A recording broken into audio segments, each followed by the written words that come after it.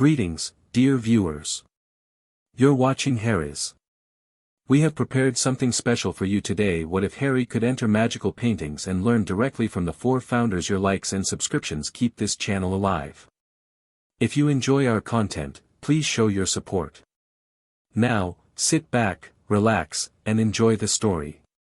Chapter 1, The Living Canvas. The British Museum wasn't where Harry expected to discover anything magical. Uncle Vernon had dragged the family there only because his sister Marge wanted to see some special exhibition about ancient civilizations, and Harry had been included only because Mrs. Figg was unavailable to watch him. "Don't touch anything, boy," Uncle Vernon growled, jabbing a sausage-like finger at Harry's chest. "Stand where we can see you and don't speak to anyone. Understood?" "Yes, Uncle Vernon," Harry replied automatically, already scanning the grand entryway for the quickest escape from his relatives. The Dursleys moved ahead with Aunt Marge leading their procession like a battleship at full sail, and Harry deliberately slowed his pace, letting the crowd separate them. When they turned right toward the Egyptian galleries, he veered left, relishing his momentary freedom. He wandered aimlessly through less crowded corridors until he found himself in a small, dimly lit room dedicated to Renaissance art. A painting caught his eye, not because it was particularly impressive, but because he could have sworn the clouds in the pastoral scene had shifted when he blinked. "Weird," Harry muttered, stepping closer to examine it. The plaque simply read, "Italian Countryside, Artist Unknown, circa 1582. He leaned in, nose almost touching the canvas. The painted sky definitely moved, subtle ripples like real clouds on a gentle breeze. Harry glanced around, but he was alone in the room. Magical paintings weren't supposed to be in Muggle museums. Maybe some wizard artist's work had been misattributed. His scar tingled slightly as he stared at the painting. The sensation wasn't painful like Voldemort's intrusions, more like gentle static electricity. Harry touched the frame, tracing the carved wood with his fingertip. The clouds swirled faster. "What the?" He pressed his palm flat against the canvas, expecting to feel paint and fabric. Instead, his hand sank through as if the painting were made of water. Before he could pull back, an invisible force tugged his arm forward. Harry's heart slammed against his ribs as he lost balance, pitching headfirst into the frame. A sensation like cold honey washed over him, thick, slow resistance that gave way as he pushed through it. Then he was standing on a grassy Italian hillside under a brilliant blue sky. "Holy shit," Harry whispered, spinning around. Behind him hung a rectangular window showing the museum gallery he'd just left. Through it, he could see the opposite wall with its paintings and the bench where an elderly man had just sat down, completely oblivious to the teenager who'd vanished into artwork. Harry approached the window cautiously, reached out, and his hand passed through. He quickly pulled his arm back into the painting. The landscape around him was vibrant yet slightly off, colors too saturated, textures simplified. He could feel grass beneath his trainers, but it didn't bend naturally. The distant hills had less detail than those closer to him, like a painting's perspective trick made real. "I'm inside a bloody painting," he said aloud, his voice sounding dampened, as if the air absorbed sound differently here. A gust of wind ruffled his hair, carrying the scent of lavender. Panic melted into exhilaration. Harry laughed, a release of nervous energy as he took a few experimental steps. He was actually walking inside a painting. He'd seen plenty of magical paintings at Hogwarts, but they were meant to move. This was a Muggle artwork in a Muggle museum. How had he passed through? And why hadn't anyone else noticed this painting was a portal? Maybe it wasn't. Maybe only he could enter it. Remembering the Dursleys, Harry reluctantly approached the window back to reality. He'd catch hell if they found him missing. With a deep breath of painted air, he stepped through the threshold and tumbled back into the museum, landing awkwardly against the opposite wall. The elderly man looked up from his guidebook. "Are you quite all right, young man?" "Fine, thanks," Harry replied quickly, straightening his glasses. "Just admiring the artwork." He glanced back at the painting. From this side, it looked perfectly normal again, no portal, no movement. But now he knew better. Heart still racing, Harry hurried to find the Dursleys before they noticed his absence. His mind spun with possibilities. Was this something all wizards could do? Why had nobody mentioned it? Or was it something unique to him, another weird Harry Potter thing like Parseltongue? One thing was certain, he couldn't wait to get back to Hogwarts and try this with magical paintings. Platform 9 3/4 buzzed with the usual start-of-term chaos, screeching owls, shouting parents, and the Hogwarts Express belching steam across the crowd. Harry pushed his trolley through the barrier and immediately spotted a cluster of redheads. Harry! Hermione broke away from the Weasleys and wrapped him in a fierce hug. We were so worried. Why didn't you answer our letters? Easy, Hermione, let him breathe, Ron grinned, clapping Harry on the shoulder. Good to see you, mate. Uncle Vernon locked Hedwig's cage after I got your first letters, Harry explained, lowering his voice. Said he was sick of freakish correspondence after what happened with the Order's warnings. Mrs. Weasley fussed over Harry's thin frame while Mr. Weasley loaded his trunk onto the train. Minutes later, they'd found a compartment, and Harry finally relaxed. He was going home. He'd spent weeks thinking about the painting incident, desperate to tell his friends but unwilling to risk putting it in a letter. Now, with the countryside rolling past their window, he recounted his experience. You actually went inside a painting? Ron's eyebrows disappeared beneath his fringe. Like, your whole body? That's impossible, Hermione stated flatly. Magical portraits have enchantments specifically for movement and interaction, but physically entering them isn't. She stopped at Harry's expression. You're serious? Dead serious. It felt real, different, but real. I could feel and smell things. But a Muggle painting shouldn't do anything magical at all, Hermione frowned, already mentally reviewing books she'd read. Maybe it wasn't originally Muggle, Ron suggested through a mouthful of chocolate frog. Could have been a wizard's painting that ended up in the Muggle world. Harry shook his head. But that doesn't explain how I got in. Even magical paintings at Hogwarts don't let people step inside them. True, Hermione conceded. I've never read about wizards entering paintings. Her eyes lit up. This needs research. There might be something in Hogwarts, a history about the castle portraits. Harry grinned as Hermione launched into research mode. Some things never changed, and after a summer with the Dursleys, that consistency felt wonderful. You're going to try it at Hogwarts, aren't you? Ron asked quietly while Hermione muttered about library sections. Course I am, Harry replied. Wouldn't you? Bloody right I would. Just, be careful, yeah. After everything last year. Ron trailed off, the unspoken weight of the Department of Mysteries and Sirius's death hanging between them. Harry nodded, throat suddenly tight. He'd thought about Sirius constantly over the summer. His godfather would have loved hearing about the painting discovery, would have encouraged Harry to explore it. The compartment door slid open, breaking the moment. Luna Lovegood stood in the doorway, radish earrings swinging as she tilted her head. Hello, she said dreamily. Your aura's different, Harry. Did you know there's paint in it now? Harry blinked. My aura. Oh yes. Everyone has one. Yours was mostly red and gold before, but now it has little swirls of oil paint. Quite pretty, actually. She sat down beside Hermione without waiting for an invitation. Did you fall into a painting? Ron choked on his chocolate frog. Hermione's mouth dropped open. Harry just stared. How did you? My mother could do it too, Luna said casually, as if discussing the weather. She called it canvas walking. It's very rare, that's why she was studying it when the accident happened. Harry leaned forward intently.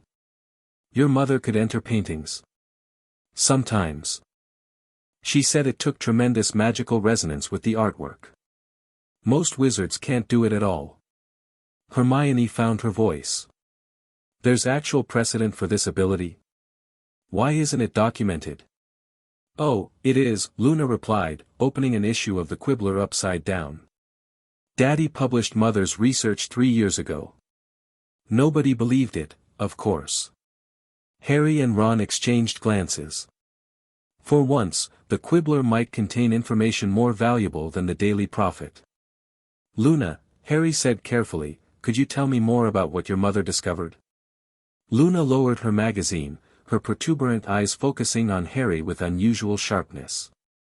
I'll show you her journals when we reach Hogwarts. But Harry, be careful in there. Mother said the painted world has its own rules. And sometimes, things from our world that get lost, they end up there. The first week back at Hogwarts kept Harry too busy for painting experiments. Between NEWT classes, Quidditch captain responsibilities, and Dumbledore's message about private lessons, he barely had time to breathe.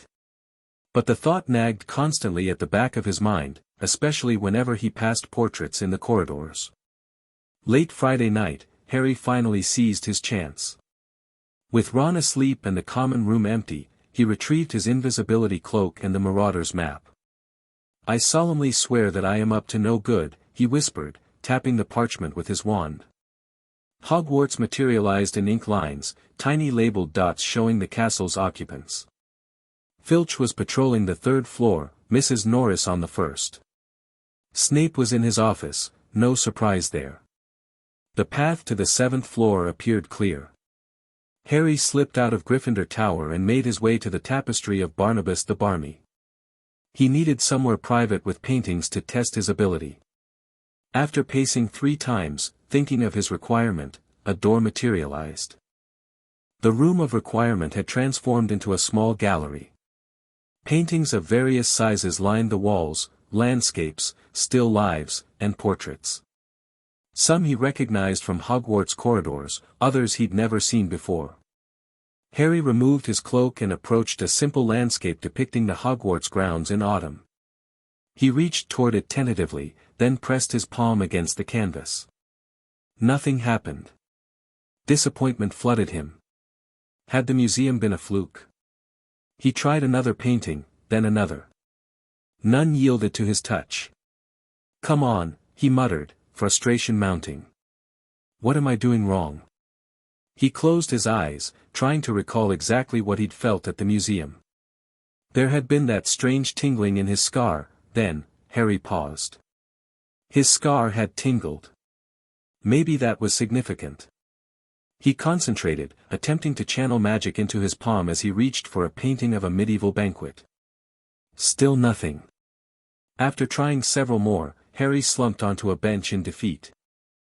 Maybe Luna was right about needing magical resonance with specific artwork. Maybe the museum painting had been special somehow. As his gaze drifted around the room, he noticed a large covered frame in the corner. Unlike the other paintings, this one was shrouded in dusty velvet cloth, as if deliberately hidden. Harry approached cautiously and pulled the cloth away. The portrait beneath was magnificent, a man in his prime, with a strong jaw, windswept auburn hair, and piercing eyes that seemed to evaluate Harry's worth in a single glance.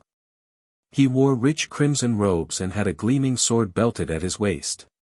The portrait wasn't moving, which struck Harry as odd. But something about it called to him. He reached out slowly, feeling a familiar tingling in his scar as his fingertips approached the canvas. His hand passed through. Harry grinned triumphantly and pushed forward, stepping fully into the painting. The transition felt smoother than at the museum, like walking through a beaded curtain rather than honey. He found himself in a grand stone chamber with high windows and a massive fireplace. The room was warm, decorated with rich tapestries in red and gold. A sword identical to the one the portrait figure wore hung above the mantel, Gryffindor's sword. Who dares enter my sanctuary? Harry spun around. The man from the portrait stood before him, very much alive in this painted reality, hand on his sword hilt. Up close, Harry could see flecks of gold in his hazel eyes and the subtle scars of old battles on his knuckles. I'm Harry Potter, sir. I'm a student at Hogwarts. The man circled Harry slowly, sizing him up. A student who walks through canvas. Fascinating. I've not seen a canvas walker in 3 centuries, at least. Harry's pulse quickened. You're Godric Gryffindor, aren't you? The man smiled broadly, hand dropping from his sword. Indeed I am, young Potter. Though my portrait has been hidden away so long, I'm surprised you recognized me. Your sword, Harry explained. I've used it before, to kill a basilisk in the Chamber of Secrets. Gryffindor's eyebrows shot up. A basilisk? In Hogwarts? He gestured to a pair of chairs near the fire. Sit, Walker. You must tell me everything. For the next hour, Harry explained his history at Hogwarts, the Philosopher's Stone, the Chamber, the Triwizard Tournament, and finally, Voldemort's return. Gryffindor listened intently, asking sharp questions that revealed a tactical mind behind his warrior appearance. You've faced more in 16 years than most wizards see in a lifetime, Gryffindor said when Harry finished. Yet your training sounds woefully inadequate for what lies ahead. Harry bristled slightly. My professors have taught me a lot. Undoubtedly, Gryffindor nodded. But teaching to exams and teaching to survive dark wizards are different matters. In my day, magical education was more practical. He stood abruptly, drawing his sword in one fluid motion. Defend yourself, Potter. What? Harry scrambled backwards, fumbling for his wand. I don't. A jet of red light shot from Gryffindor's sword tip. Harry barely managed to cast a shield charm in time. The spell rebounded, shattering a vase. Good reflexes, Gryffindor commented approvingly. But your stance is terrible. 3 more spells followed in quick succession. Harry blocked 2 but the third caught him in the shoulder, spinning him around. Hey, he protested. I wasn't ready. Will Voldemort wait until you're ready? Gryffindor challenged, advancing.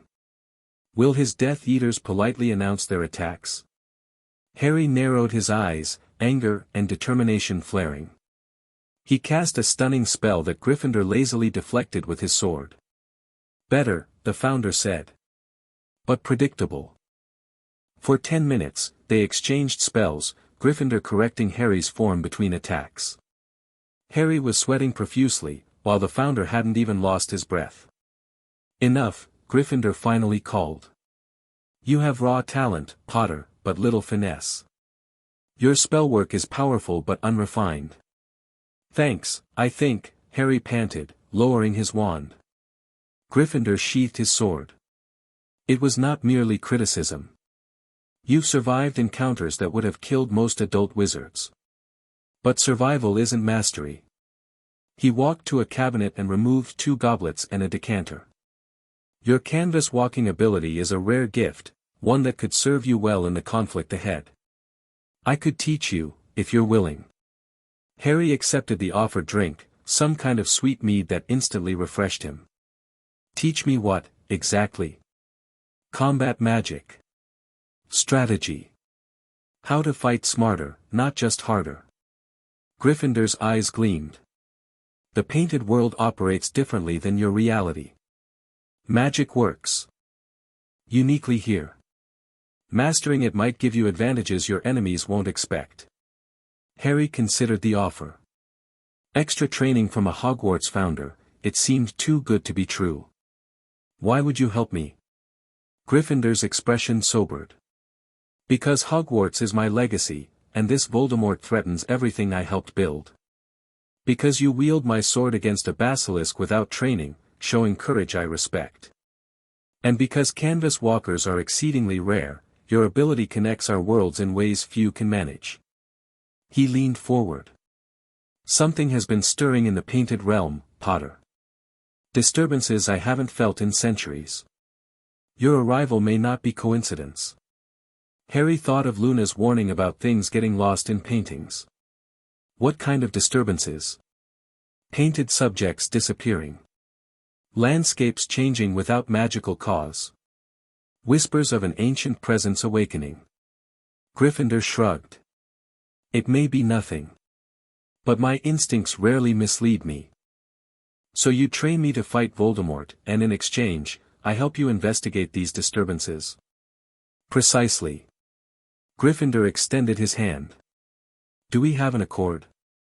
Harry hesitated only briefly before clasping the offered hand. We do. Gryffindor's grip was firm, his smile wolfish. Excellent. Return tomorrow night, and we'll begin properly. How do I get back? Harry asked, suddenly realizing he wasn't sure how to exit. The same way you entered. Gryffindor gestured to a rectangular portal that had appeared on one wall, showing the room of requirement. The passage works both ways for a walker. Harry nodded and walked toward the exit. At the threshold, he paused. Professor? Are there other founder portraits hidden at Hogwarts? Gryffindor's eyes twinkled. Find them, and perhaps you'll receive a more rounded education than I alone can provide. With that cryptic response lingering in his mind, Harry stepped back into reality. Hermione was predictably horrified when Harry told her and Ron about his adventure. You entered a strange portrait and let Gryffindor attack you, she hissed during breakfast, keeping her voice low. After everything we've been through with magical objects, did that seem wise? It wasn't like that, Harry argued. He was testing me. And besides, I could feel it was really him, the same way I knew the sword was legitimate when I pulled it from the Sorting Hat. Still, Hermione persisted, magical paintings aren't fully sentient. They're impressions, echoes of the original person. The real Godric Gryffindor died centuries ago. Ron, who'd been silently shoveling eggs, finally spoke up. Does it matter? If this painted Gryffindor can teach Harry stuff that helps against you-know-who, isn't that good? I suppose, Hermione conceded reluctantly. But I still think we should research canvas walking. Luna brought me her mother's journals, and they mention potential risks. What kind of risks? Harry asked. Time distortion, for one. Apparently, hours in a painting might be minutes in reality, or vice versa. And there's something about bleed-through effects that I don't quite understand yet. Harry remembered how refreshed he'd felt after drinking Gryffindor's mead. I'll be careful. But I'm not stopping, this is too important. Hermione gave him a long look. Just promise you won't go alone next time.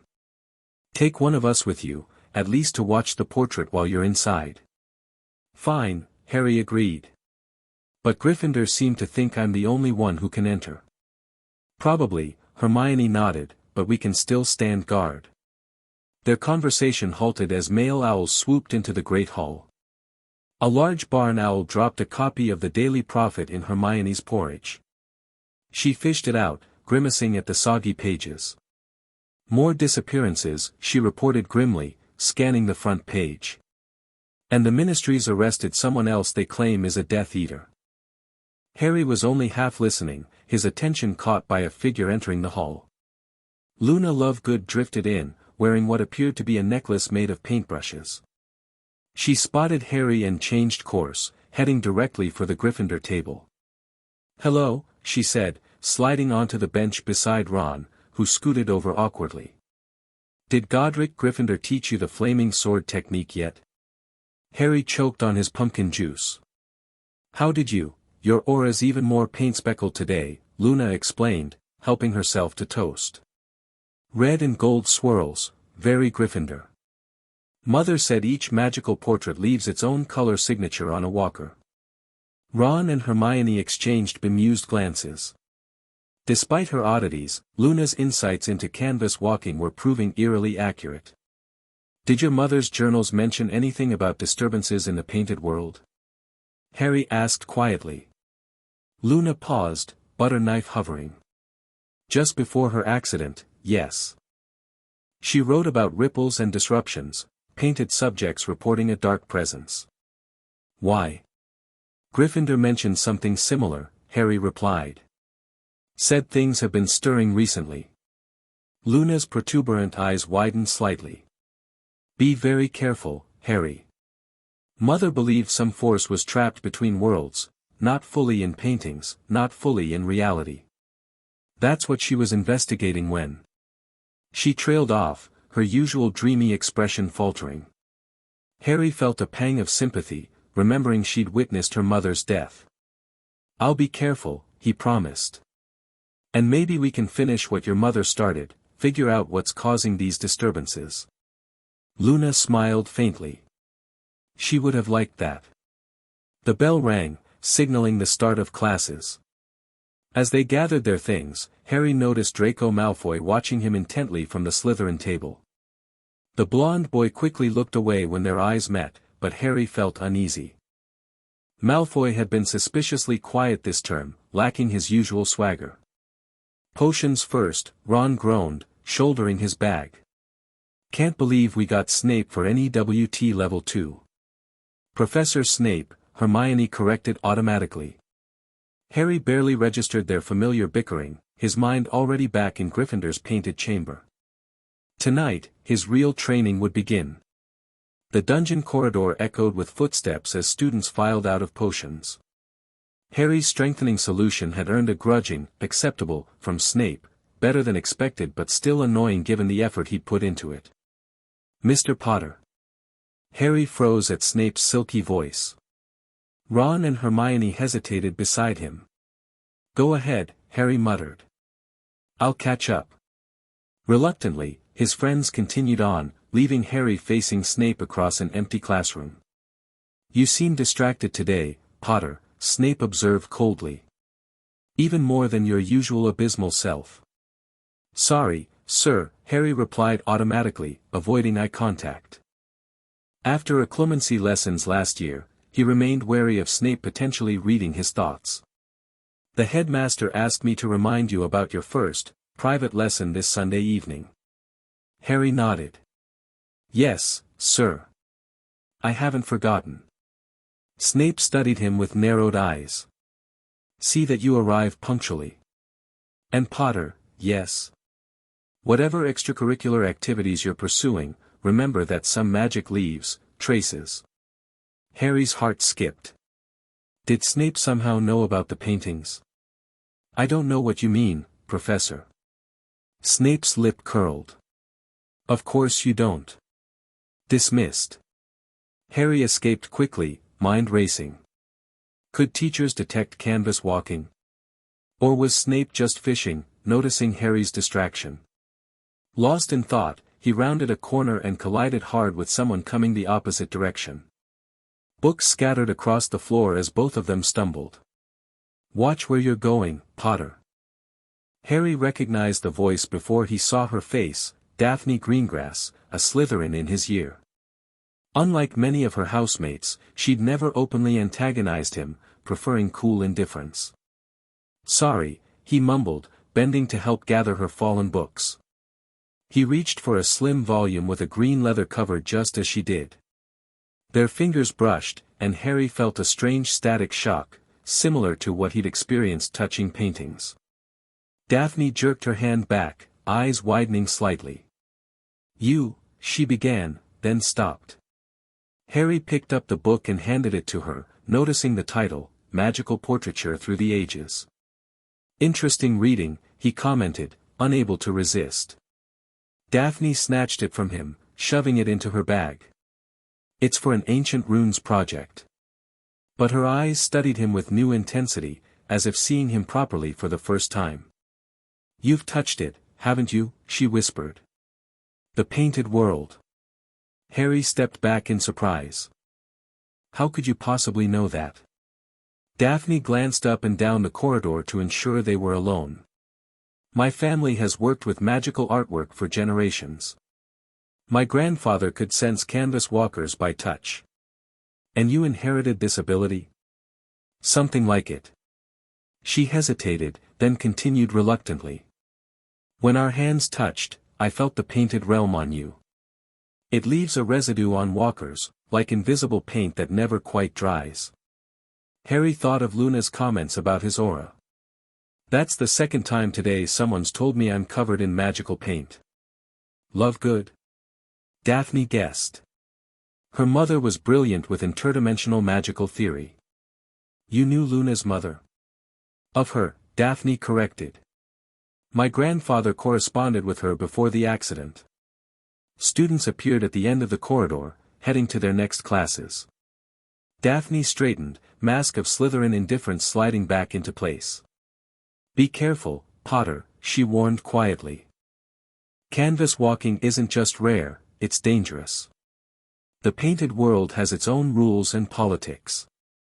Not all portraits are as friendly as they seem. Before Harry could respond, she turned and walked away, blending with the crowd of students. Harry stood motionless, processing this strange encounter. First Luna, now Daphne Greengrass, both warning him about the painted world's dangers. Combined with Gryffindor's mention of disturbances, Harry couldn't shake the feeling that he'd stumbled into something bigger than just a rare magical ability. You're dropping your left shoulder before each attack, Gryffindor barked. It telegraphs your intentions. Harry grunted as he blocked another spell, sweat stinging his eyes. They'd been dueling for what felt like hours in Gryffindor's painted chamber. Again, the founder commanded, not even winded. This time, Harry concentrated on keeping his shoulder level as he cast. His disarming charm flew straighter, faster, forcing Gryffindor to react quickly.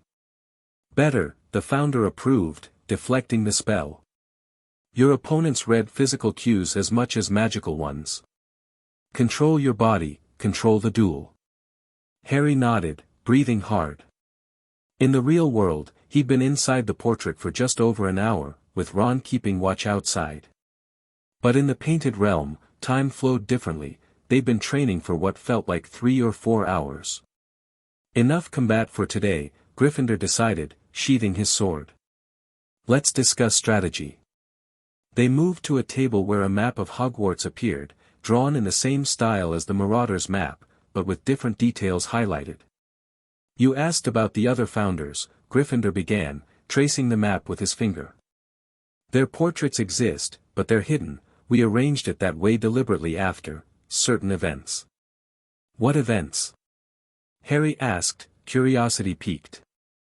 In due time, Gryffindor replied cryptically. First, you must prove yourself worthy of their teachings. Each brings different knowledge, Helga's healing and earth magic, Rowena's mental arts, Salazar's subtler approaches. Even Slytherin. Harry raised an eyebrow. I thought you two had a falling out. Gryffindor chuckled. History simplifies, Potter. Salazar and I disagreed violently but respected each other's power. The rift was not as complete as legend suggests. He tapped a spot on the map near the hospital wing. Helga's portrait is concealed here, behind a tapestry of herbs. To reveal it, press the lavender bunch and say, "Let kindness heal." And Ravenclaw? Harry asked, memorizing the location. More challenging. Her portrait moves between the library and the astronomy tower, depending on the lunar phase. Currently, with the waxing moon, she'll be in the restricted section, disguised as a bookshelf. Gryffindor's eyes twinkled. You'll need to tap the spine of mental magics 3 times with your wand. Harry committed these instructions to memory. And Slytherin? Gryffindor's expression darkened slightly. Salazar is reluctant to be found. His portrait resides in the dungeons, naturally, but appears only to those he deems worthy. Or those with certain abilities. Harry immediately thought of Parseltongue. I might have an advantage there. Perhaps, Gryffindor nodded. But approach him carefully. Salazar guards his knowledge jealously. As they discussed potential training schedules, Harry noticed something odd, a shadow passing across one of the chamber's windows that didn't match any cloud or movement outside. Did you see that? He interrupted. Gryffindor followed his gaze, frowning. Another disturbance. They're growing more frequent. He strode to the window, Harry following. The painted landscape outside, a view of Hogwarts grounds, seemed normal now, but something felt off. What exactly are these disturbances? Harry asked. Think of the painted world as an ocean, Gryffindor explained. Each portrait a separate island, but all connected by the same waters. Something is moving through those waters, creating ripples, affecting all paintings. Something or someone? Gryffindor's hand returned to his sword hilt. That remains to be seen. He turned from the window, expression grave. Potter, as you locate the other founders, ask about Alaric Blackthorn. The name may mean nothing to them, or it may prompt significant reaction. Either way, observe carefully and report back to me. Who's Alaric Blackthorn? A question for another session. Gryffindor nodded toward the portal showing the room of requirement, where Ron could be seen pacing anxiously. Your friend grows concerned. We've kept him waiting long enough. Harry recognized a dismissal but pressed one more point. Professor, could these disturbances be dangerous? To me, or to Hogwarts? All power carries danger, Gryffindor replied. Canvas walking connects realms that usually remain separate. But remember, what can enter can also exit, under the right circumstances. With that unsettling thought, Harry bid farewell and stepped back into reality. Bloody hell, mate, Ron exclaimed as Harry emerged. You were in there forever. Almost 90 minutes.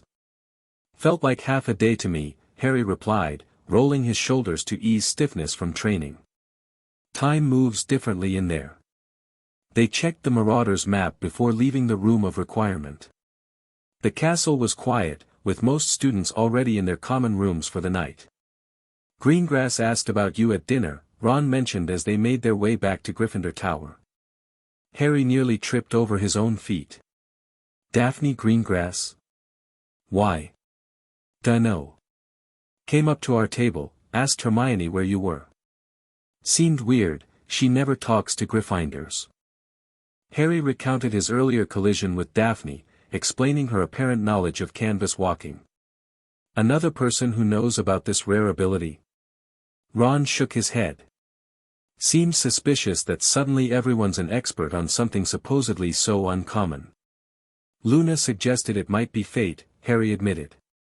That I'm meant to discover this ability now, with Voldemort back. Well, if it helps you fight him.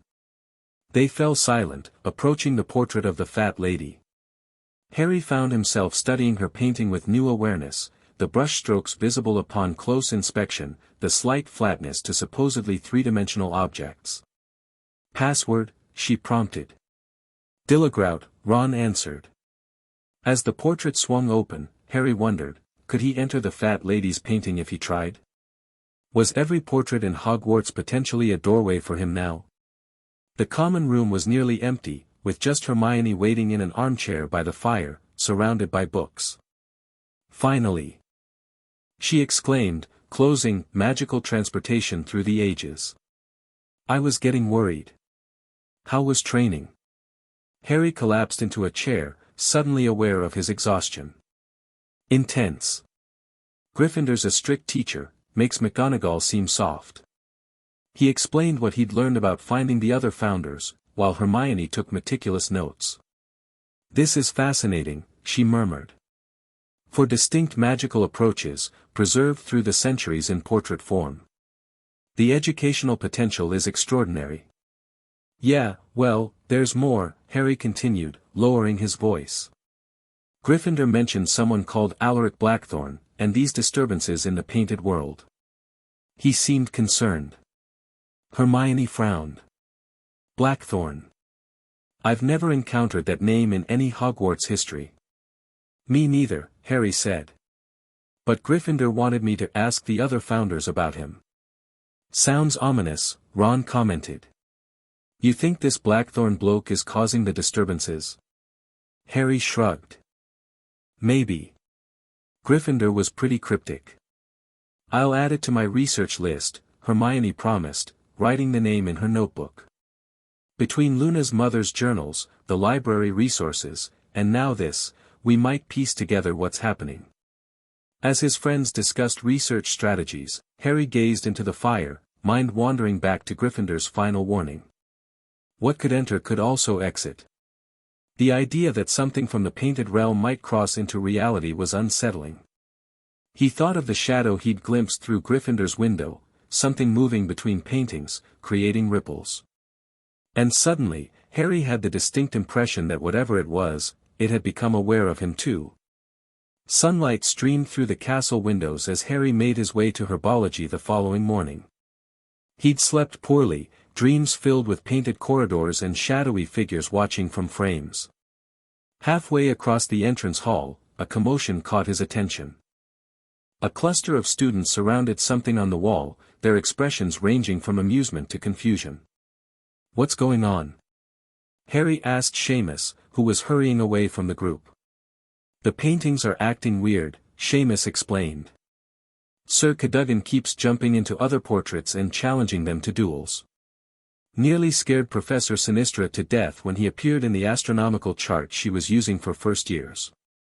Harry pushed through the crowd to see Sir Cadogan, the excitable knight, currently invading a peaceful still life of fruit. The painted pair was trying to hide behind a grape cluster while Cadogan brandished his sword at an apple. "Stand and fight, you cowardly orb," the knight bellowed, his tiny painted face flushed. "Something wicked approaches, and you do nothing." Professor McGonagall arrived, dispersing students with crisp efficiency. "Move along, all of you. You'll be late for classes." As the crowd thinned, Harry lingered, watching Sir Cadogan with new interest. The knight noticed him and abruptly stopped his fruit assault. "Potter," he called, rushing to the frame's edge. "Beware, young squire. The shadows grow bold." "What shadows, Sir Cadogan?" Harry asked quietly, glancing around to ensure McGonagall had moved far enough away. The knight's expression turned uncharacteristically serious. "Something stirs between frames, something that should remain bound. I've rallied the painted defenders, but," he broke off, looking over his shoulder fearfully. "It watches. Always watches." Before Harry could question him further, McGonagall returned. "Potter, isn't your herbology class starting momentarily?" "Yes, Professor. I was just leaving." He hurried toward the greenhouses, mind racing.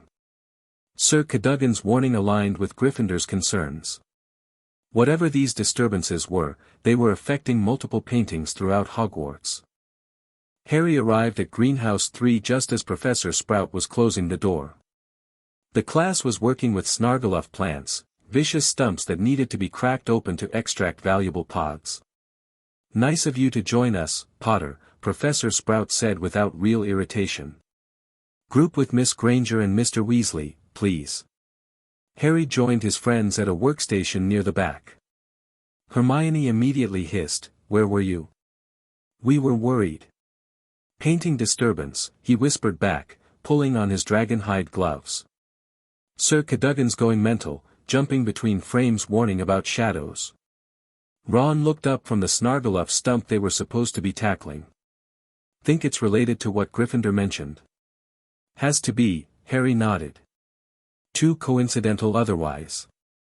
Their conversation halted as they focused on the dangerous task at hand.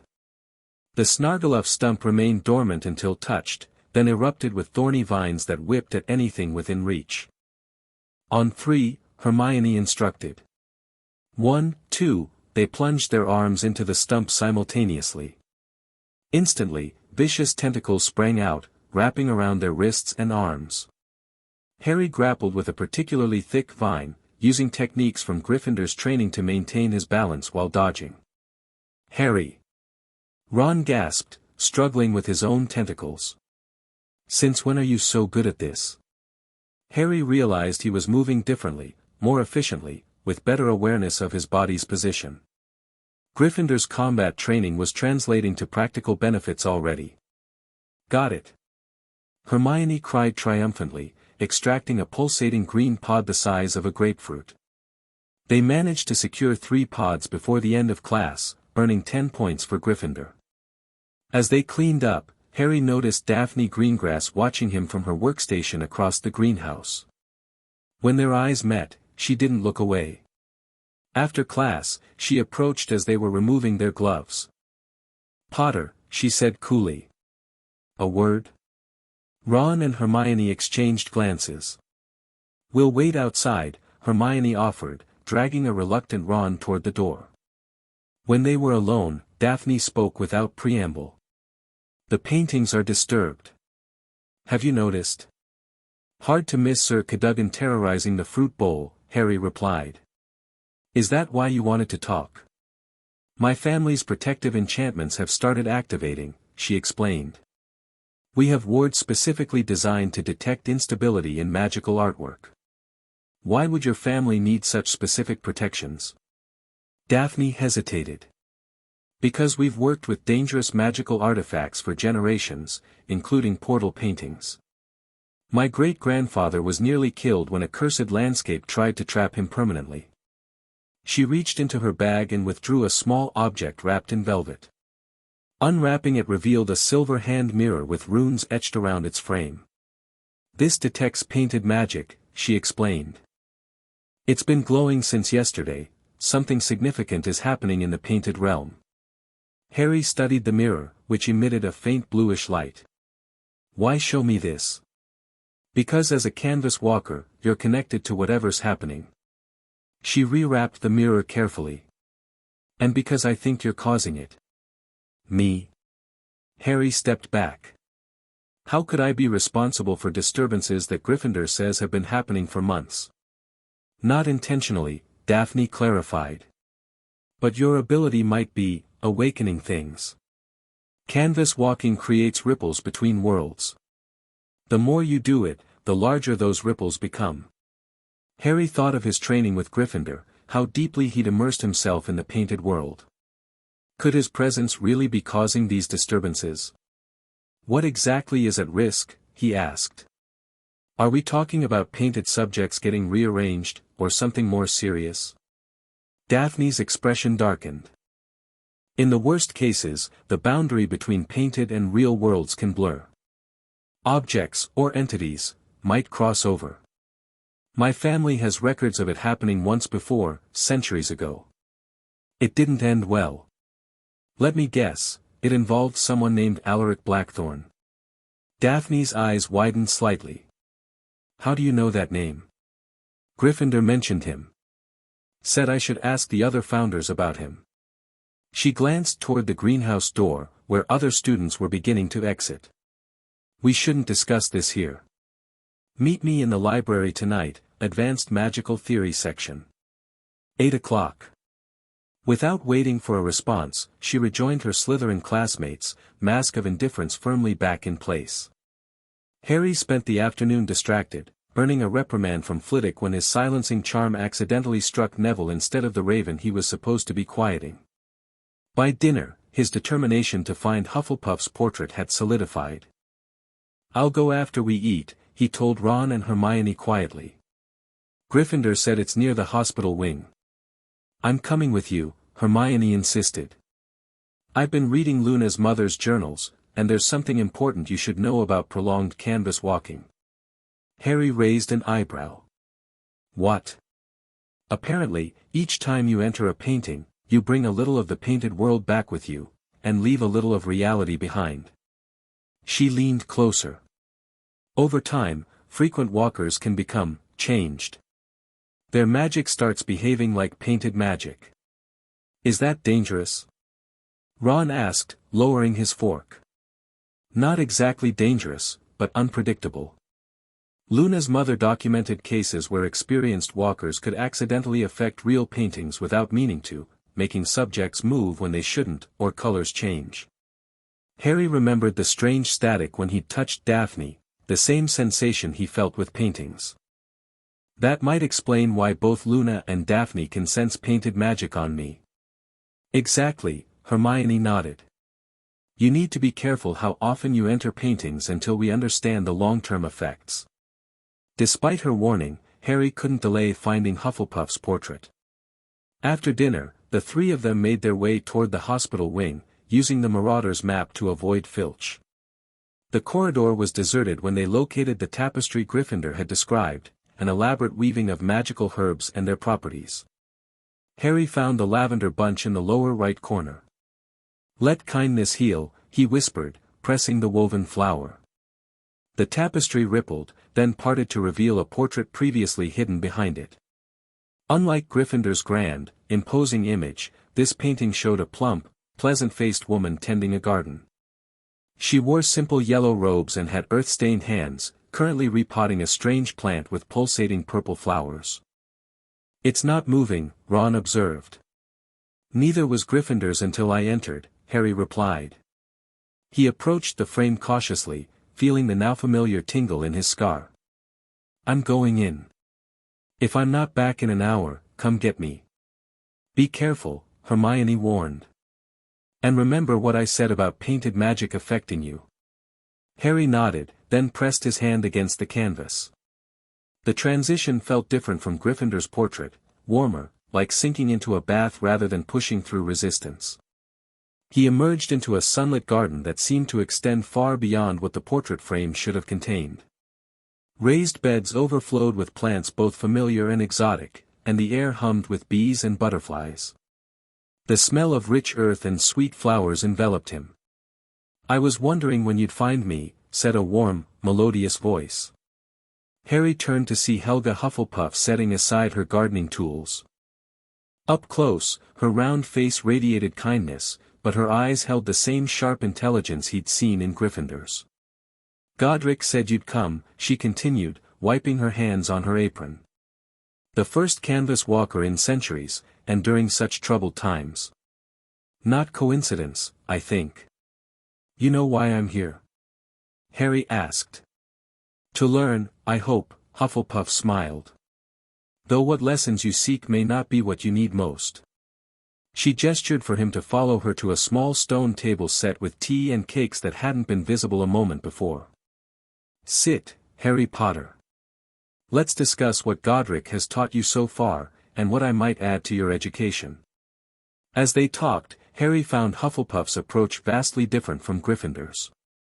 Where he focused on combat and direct action, she emphasized connection, between magical elements, between intent and outcome, between wizard and environment. "Magic isn't just force and technique," she explained, hands cradling her teacup. "It's relationship. Your wand isn't a tool but a partner. Spells aren't commands but conversations."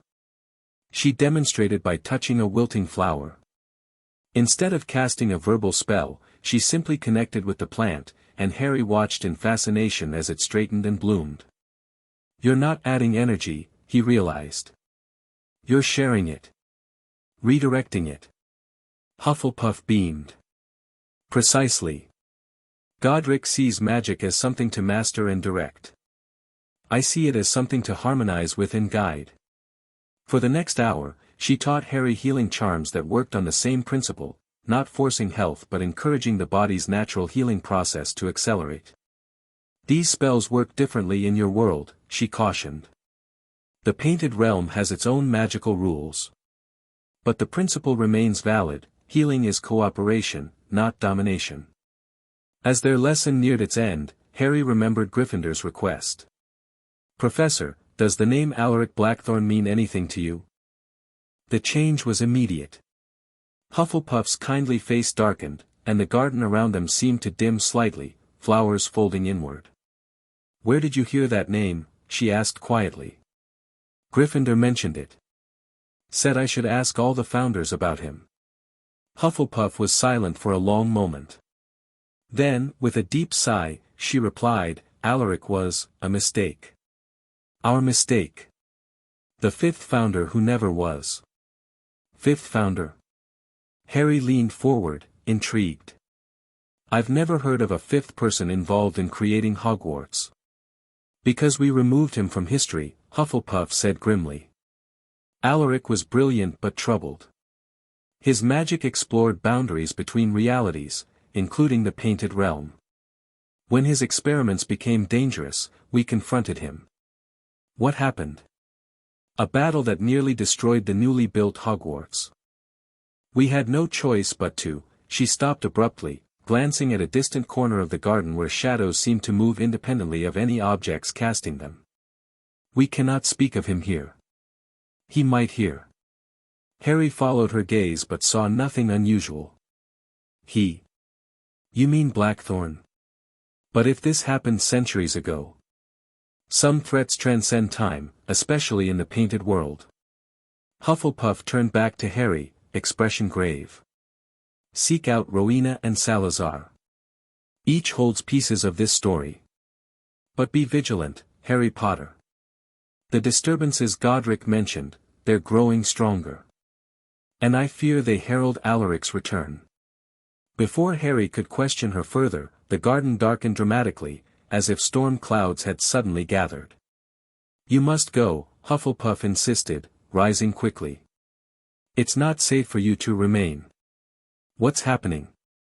The shadows search for canvas walkers, she explained, hurrying him toward the portal back to reality. Your presence draws them. Harry looked up and saw what appeared to be ink bleeding across the painted sky, tendrils of darkness spreading from the garden's edges inward. What are they? What remains of Alaric's experiments? Hufflepuff replied. Go, quickly. Harry didn't need further urging. He stepped through the portal and tumbled back into the corridor, startling Ron and Hermione. Bloody hell! Ron exclaimed. You were only gone 10 minutes. What happened? Harry scrambled to his feet and glanced back at the portrait. Hufflepuff's garden was darkening rapidly, the painted woman shooing him away frantically before hurrying out of frame. We need to find Ravenclaw's portrait, Harry said urgently. Now. The library was closing when they arrived. Madame Pants glared suspiciously as they slipped inside, claiming to need a last-minute reference for Transfiguration homework. 5 minutes, she warned. Not a second more. They waited until she returned to her desk, then Harry checked the Marauder's map. No one in the restricted section. Let's go. Using his invisibility cloak for cover, they crept past the rope barrier. The restricted section was eerily quiet, shelves looming like silent sentinels in the dim light. Gryffindor said to look for mental magics, Harry whispered, scanning the spines. Hermione moved methodically along the shelves. Here, she hissed finally. This section is all mental magic texts. Harry found the specific book, an ancient tome with faded silver lettering. Following Gryffindor's instructions, he tapped the spine 3 times with his wand. Nothing happened. Maybe we misunderstood, Ron suggested. Or maybe it only works at certain times. Gryffindor said during the waxing moon, Harry recalled. Which is now, so, you need to tap the correct spine, interrupted a dreamy voice from behind them. They spun around to find Luna Lovegood standing there, her radish earrings glowing faintly in the dim light. Luna. Hermione whispered. How did you get in here? I followed the book sprites, Luna replied matter-of-factly. They always know where important knowledge is hidden. Before Hermione could question this dubious explanation, Luna reached past Harry and tapped a different book, Advanced Mental Magics in Theory and Practice. The bookshelf shimmered and transformed into a full-length portrait of Rowena Ravenclaw. Unlike the other founder paintings, this one moved immediately. Ravenclaw looked up from the book she was reading, eyes sharp with intelligence. A canvas walker accompanied by observers, she noted, her voice crisp and analytical. Interesting.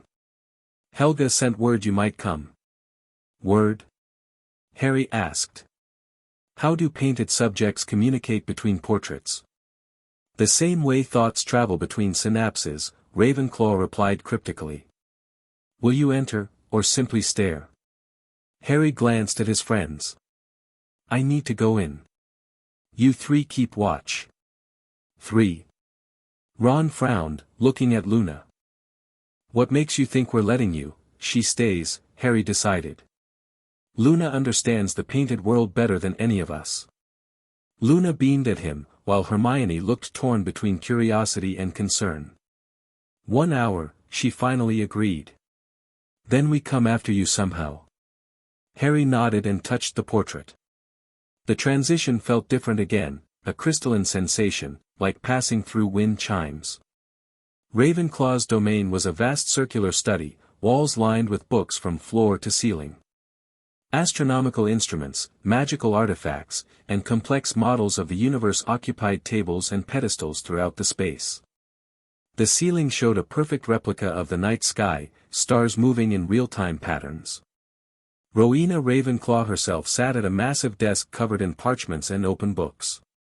She didn't rise to greet Harry, merely gesturing to a chair across from her. "So you've spoken with Godric and Helga," she began without preamble. "What have they taught you?" "Godric focused on combat magic and physical control," Harry replied. "Helga on healing and magical connections." Ravenclaw nodded. "And what did they say about Alaric Blackthorn?" Harry blinked, surprised by her directness. "Gryffindor just mentioned the name. Hufflepuff called him the fifth founder who never was and said you imprisoned him somehow after a battle." Simplified, but essentially correct. Ravenclaw set aside her quill. Alaric was a visionary, perhaps too much so. He believed the painted world could be used as a source of immense magical power. He developed techniques to transfer energy between realms. "Like canvas walking?" Harry asked. "Walking is merely crossing the threshold," Ravenclaw corrected. "Alaric found ways to draw power from one realm to fuel magic in the other. At first, his discoveries seemed beneficial, healing spells enhanced by painted magic, protective enchantments strengthened by real-world energy." She rose and approached a complex model of intertwined spheres. "But power corrupts. Alaric became obsessed with the potential of blending realities. His experiments grew dangerous, extracting too much energy from paintings, causing instability." "What kind of instability?" "Subjects vanishing. Landscapes warping. Eventually, bleeding effects between worlds, painted objects manifesting partially in reality, real objects becoming two-dimensional." Ravenclaw's expression hardened. "When we confronted him, Alaric had already transformed himself into something neither fully real nor fully painted. We had no choice but to confine him." "You trapped him in a painting?" Harry guessed. "More complex than that.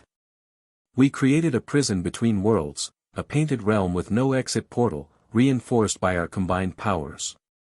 She sighed, a rare display of emotion. "He was our friend, Harry Potter. Our colleague. His betrayal wounded us deeply, especially Salazar, who had been his closest confidant." Harry absorbed this information, connecting it with what Hufflepuff had told him. "And now something's happening to this prison. The disturbances everyone's mentioned." "Precisely," Ravenclaw nodded. "Alaric's containment has weakened over centuries. The recent surge in dark magic in your world, Voldemort's return, I presume, has further destabilized the boundaries between realms." She fixed Harry with an intense stare. "Your canvas-walking ability emerged at this specific time for a reason. Magic responds to need, Potter. Hogwarts itself may have awakened this talent in you because Alaric's escape would threaten the school's very existence. So I'm supposed to help reinforce his prison?" Harry asked, trying to understand his role.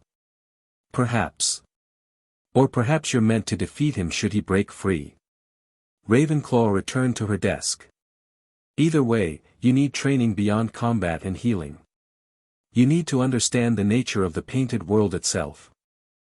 For the remainder of their session, Ravenclaw taught Harry principles of mental magic, techniques to perceive the painted world's underlying structure, to sense disturbances in magical paintings, and to protect his own mind from external influence. "The painted realm affects canvas walkers over time," she warned. "Your perception of reality may shift. These mental disciplines will help you maintain clarity between worlds." As their lesson concluded, Harry asked, "Professor, how do I find Slytherin's portrait?" Ravenclaw's expression became guarded. "Salazar is complicated. His portrait resides in the dungeons, but only appears to those he chooses, or those who speak his language." Parseltongue, Harry nodded. "I can do that." "Indeed," Ravenclaw acknowledged. "But be warned, Salazar was most affected by Alaric's betrayal. He may not welcome your questions." Harry thanked her and prepared to leave, but Ravenclaw held up her hand. "One more thing, Potter. The dark patches Helga reported, they're symptoms of Alaric testing his prison's boundaries. If you encounter them, do not engage. They are fragments of his consciousness searching for a way out. And if they find me? Ravenclaw's normally composed features showed genuine concern. Then pray your training proceeds quickly enough. Canvas walkers are rare for a reason, Potter. The painted world both empowers and endangers them. With that sobering thought, Harry returned to reality, where his friends waited anxiously. You look pale, Hermione observed immediately. What happened? Later, Harry muttered, noting Madame Pants approaching with a thunderous expression. We need to leave. Now. As they hurried from the library, Harry couldn't shake the feeling that something was following them, not physically, but through the portraits they passed. Each painted face seemed to track their movement, eyes following unnaturally. And in one dark landscape, just visible at the edge of his vision, Harry could have sworn he saw a shadow detach itself from the painted trees, reaching toward him with tendrils of darkness. A fifth founder? Hermione's voice rose in pitch. How is that not in Hogwarts, a history? They'd retreated to the room of requirement, which had transformed into a cozy study space with comfortable chairs and a crackling fire. Luna sat cross-legged on a cushion, threading her paintbrush necklace with new additions. Because they erased him, Harry explained. Ravenclaw said they removed Blackthorn from historical records after imprisoning him. Makes sense, Ron said. You don't exactly advertise that one of your founding members went dark and nearly destroyed the school. Luna looked up from her necklace. Mother's journals mentioned a great betrayal at Hogwarts' founding. She believed it was connected to the painted world's creation. What do you mean, creation? Hermione asked. Magical paintings have always existed, haven't they? Not as we know them, Luna replied. Early magical art didn't move or contain consciousness. Mother theorized someone developed the animation enchantments for a specific purpose. Harry leaned forward. You think Blackthorn created modern magical paintings? As part of his experiments? It would explain why the founders knew how to trap him in one, Luna nodded. They used his own creation against him. A heavy silence fell as they processed this information. I need to find Slytherin's portrait, Harry finally said. He was closest to Blackthorn, he might know how to stop these disturbances. Speaking of which, Hermione interjected, I completely forgot. I was supposed to tell you, I heard Professor McGonagall talking to Flitwick about painting problems throughout the castle. Apparently, subjects are refusing to admit students to their house common rooms, and some have abandoned their frames entirely. It's getting worse, Harry murmured. Ravenclaw warned me about dark patches in paintings, fragments of Blackthorn testing his prison. And you think finding all the founders will help? Ron asked skeptically. I think I need all the information I can get, Harry replied. Plus, each has different magical approaches to teach me. Luna suddenly stood, her protuberant eyes wider than usual. You should check the time, Harry. He glanced at his watch and swore. Daphne Greengrass. I was supposed to meet her in the library at 8. Greengrass? Ron frowned. What does she want? She knows about canvas walking, her family works with magical artwork, Harry explained, gathering his things hastily. She might have information about Blackthorn. I'll come with you, Luna offered. The Nargles tell me you shouldn't go alone. Harry didn't argue, too preoccupied with being late. They left Ron and Hermione to continue researching in the room of requirement while they hurried toward the library. The corridors were eerily quiet, most students already returned to their common rooms. As they rounded a corner near the library entrance, Harry slowed, sensing something amiss. Do you feel that? He whispered to Luna. She nodded, eyes scanning the walls. The paintings are afraid. Harry followed her gaze and noticed that the portraits they passed were huddled at the edges of their frames, watching fearfully as they passed. Some frames were entirely empty, their occupants fled. Potter. They both jumped at the voice. Daphne Greengrass emerged from an alcove, her normally composed expression tense. "You're late," she stated. "Sorry," Harry replied. "Lost track of time with, it doesn't matter," Daphne interrupted, glancing nervously at a nearby painting. "We need to talk somewhere else. The library isn't safe." "Why not?" Luna asked. "Because the shadows are gathering there," Daphne replied grimly. "Something's drawn to magical knowledge sources, the library, the Ravenclaw common room, the headmaster's office. Paintings in those areas are experiencing the worst disturbances." She led them to an unused classroom nearby, locking the door behind them. With a flick of her wand, she covered the single painting in the room, a simple landscape, with a black cloth. "Precaution," she explained at Harry's questioning look. "Some things can watch through painted eyes." Harry exchanged glances with Luna, who nodded slightly as if confirming Daphne's paranoia was justified. "You asked about Alaric Blackthorn," Daphne began without preamble. "He's the reason my family developed protective measures against painted magic. Our ancestor, Elias Greengrass, helped the founders contain him after the battle." "Your family was involved?" Harry asked, surprised. Daphne nodded, withdrawing an ancient, leather-bound journal from her bag. "This contains Elias's account of what happened. It's been passed down through generations with strict instructions to guard it." She opened it carefully, revealing yellowed pages covered in faded ink. "According to Elias, Blackthorn discovered that the painted world could serve as a conduit for immense magical power. But more dangerously, he found that beings created there could be brought into reality, magical constructs with powers beyond normal wizards. He was creating artificial life." Harry frowned. "Worse," Daphne turned a page. "He was creating artificial magic users, painted beings infused with specific magical talents that could be summoned into reality to serve him. An army that couldn't be killed by conventional means, only sent back to the painted realm temporarily." Luna gasped softly. Mother theorized this was possible but considered it highly dangerous.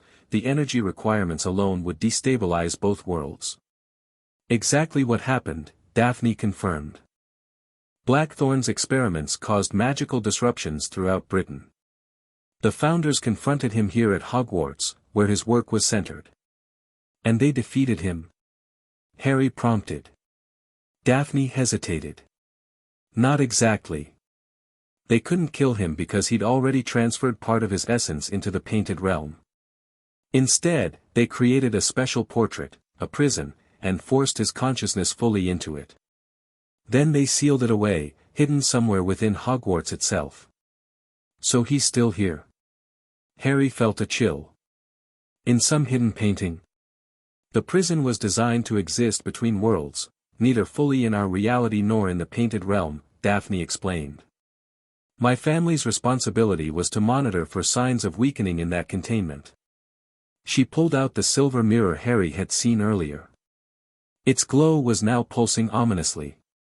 "It's never done this before," she said quietly. "Whatever's happening, it's accelerating." Luna studied the mirror thoughtfully. "The disturbances began before Harry started canvas walking, didn't they?" Daphne nodded. "Subtle changes at first, about a year ago. But they've intensified dramatically in the past few months. Since Voldemort's return became public," Harry realized. "Ravenclaw said dark magic in our world was destabilizing the boundaries between realms. And your canvas walking is creating additional disruptions," Daphne added. "Not your fault," she quickly clarified, seeing Harry's expression. "But each crossing weakens the barriers further." "So what do we do?" Harry asked. "Stop me from entering paintings?" "Too late for that," Luna replied dreamily. "You're already connected to both worlds now. Stopping wouldn't repair the damage." Daphne closed her ancestor's journal carefully. "There's another option.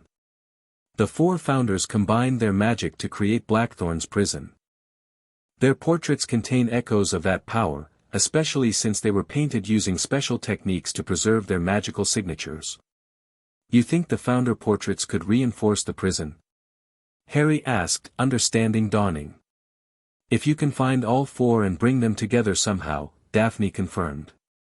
Canvas walkers can move between paintings, potentially connecting separate portraits within the painted realm.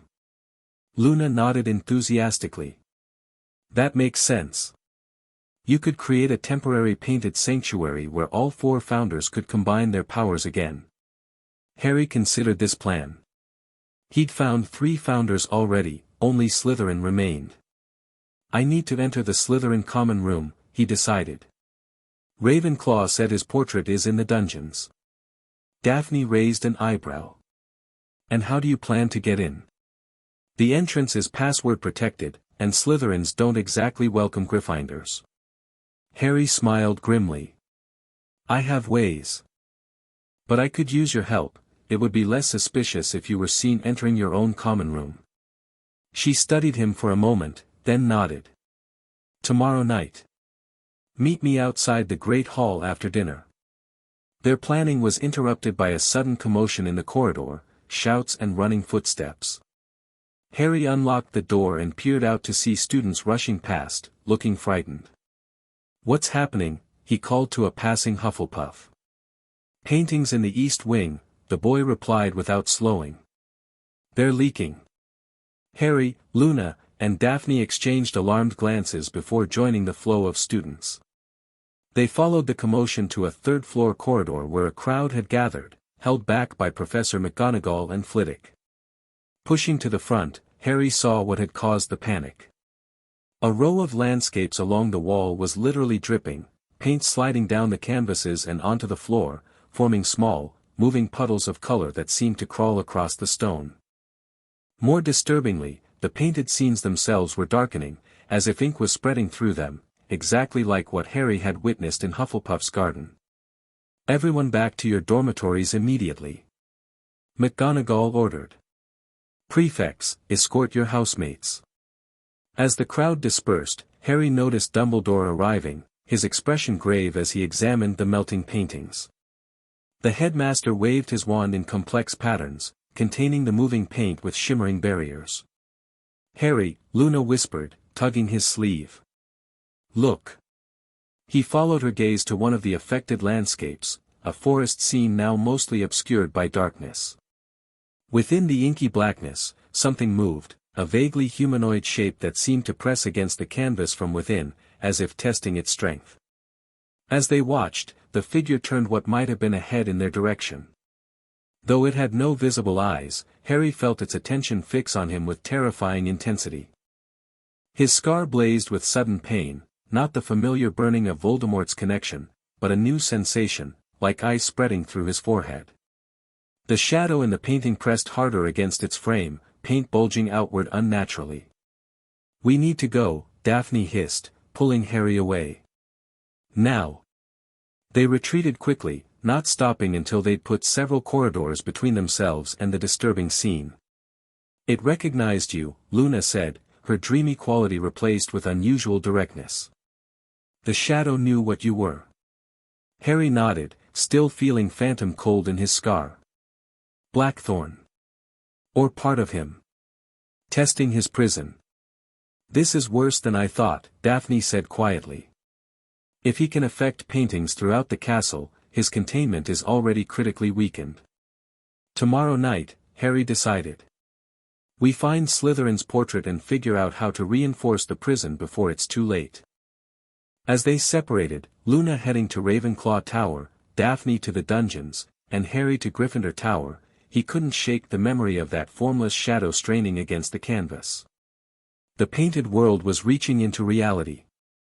And somehow, Harry knew it wanted him specifically, the canvas walker who could move freely between realms. The boundary between worlds was thinning. And what could enter could also exit. Chapter 2, Painted Wisdom, Try Again, Potter. Focus on intent, not just movement. Harry gritted his teeth as he attempted the complex shield pattern Gryffindor had been drilling him on for the past hour. Sweat dripped down his forehead, his arm muscles burning from repetition. You're overthinking it, Gryffindor barked. The magic flows from your core, through your intent, then outward. The wand motion is merely direction, not the source. Harry took a deep breath and tried once more, visualizing the shield forming before the movement even began. This time, the magic coalesced into a shimmering barrier that rippled with red-gold energy. Gryffindor launched 3 rapid spells at it. The first 2 dissipated against the shield, but the third punched through, narrowly missing Harry's shoulder. Better, Gryffindor nodded. 2 out of 3 blocked. A week ago, you'd have taken all 3. Harry lowered his wand, flexing his cramped fingers. These training sessions in Gryffindor's painted chamber had become increasingly intense over the past 2 weeks. After discovering the leaking paintings, Harry had redoubled his efforts, training with each founder he'd found while searching for a way into the Slytherin common room. The modified shield is stronger against physical attacks, Gryffindor explained, demonstrating the difference with his sword. But it sacrifices protection against energy-based spells. Always consider what threats you're facing before choosing your defensive approach. Harry nodded, committing the principle to memory. Under the Founder's tutelage, he'd learned more practical combat magic than in 5 years of defense against the dark arts. Your technique has improved dramatically, Gryffindor acknowledged, sheathing his sword. But something distracts you today. Sorry, Harry sighed. It's just, the painting disturbances are getting worse. 3 more corridors had to be closed off yesterday when portraits started leaking. And Hermione found reports of similar incidents happening at the Ministry, magical artwork behaving strangely. Gryffindor's expression darkened. Blackthorn's influence spreads. Have you located Salazar yet? No, Harry admitted. I know his portrait is in the Slytherin common room, but getting in there undetected has been challenging. I'm trying again tonight. Time grows short, Gryffindor warned. The boundary between our worlds thins with each passing day. Without all 4 founders united, containing Blackthorn again may prove impossible. Harry knew this all too well. The pressure to find Slytherin and unite the founders weighed heavily on him. There's something else, he said hesitantly. Last night, I started seeing painted elements while awake, colors too vibrant to be real, people leaving slight trails when they move quickly. Ravenclaw warned me this might happen with frequent canvas walking, but... The painted realm bleeds into your perception, Gryffindor nodded gravely. A common side effect for canvas walkers. Your connection to both worlds strengthens with each crossing. Is it dangerous? Not inherently. But it makes you more susceptible to painted magic affecting you in the real world. Gryffindor studied him carefully. Have you experienced cold sensations in your scar? Awareness of paintings watching you? Harry's stomach dropped. Both, actually. How did you know? Because Blackthorn is becoming aware of you specifically, Gryffindor replied grimly. Canvas walkers represent both opportunity and threat to him. You can cross between worlds freely, something he desperately wants to do. You think he might try to, what? Possess me? Worse. He might attempt to use your crossings to weaken the barriers at specific points. Each time you enter or exit a painting, you create a temporary thinning. Gryffindor placed a heavy hand on Harry's shoulder. Which is why uniting the 4 founders is crucial. Only together can we reinforce the boundaries. A bell chimed softly, Harry's signal that Ron was warning him time was running short in the real world. I should go, Harry said reluctantly. But I'll return once we've found Slytherin's portrait. Gryffindor nodded. Be vigilant, Potter. And remember, in the painted world, belief shapes reality almost as much as magic does. Your expectations influence outcomes here. With that cryptic advice lingering in his mind, Harry stepped back through the portal into the room of requirement, where Ron waited anxiously. About time, Ron said, checking the Marauder's map. McGonagall's headed this way, probably doing extra patrols because of the painting situation. They slipped under the invisibility cloak and exited just before McGonagall rounded the corner, her expression tense as she surveyed the corridor walls with suspicious glances at each painting they passed. The great hall buzzed with whispered conversations during breakfast. News of the painting disturbances had spread throughout the school, amplified by rumors of shadow creatures, allegedly spotted in the East Wing landscapes. "Did you hear?" Seamus leaned across the table toward Harry and Ron. "Filch found paint footprints outside the astronomy tower this morning, like someone had walked through a puddle of paint, except the colors kept moving." Neville shuddered.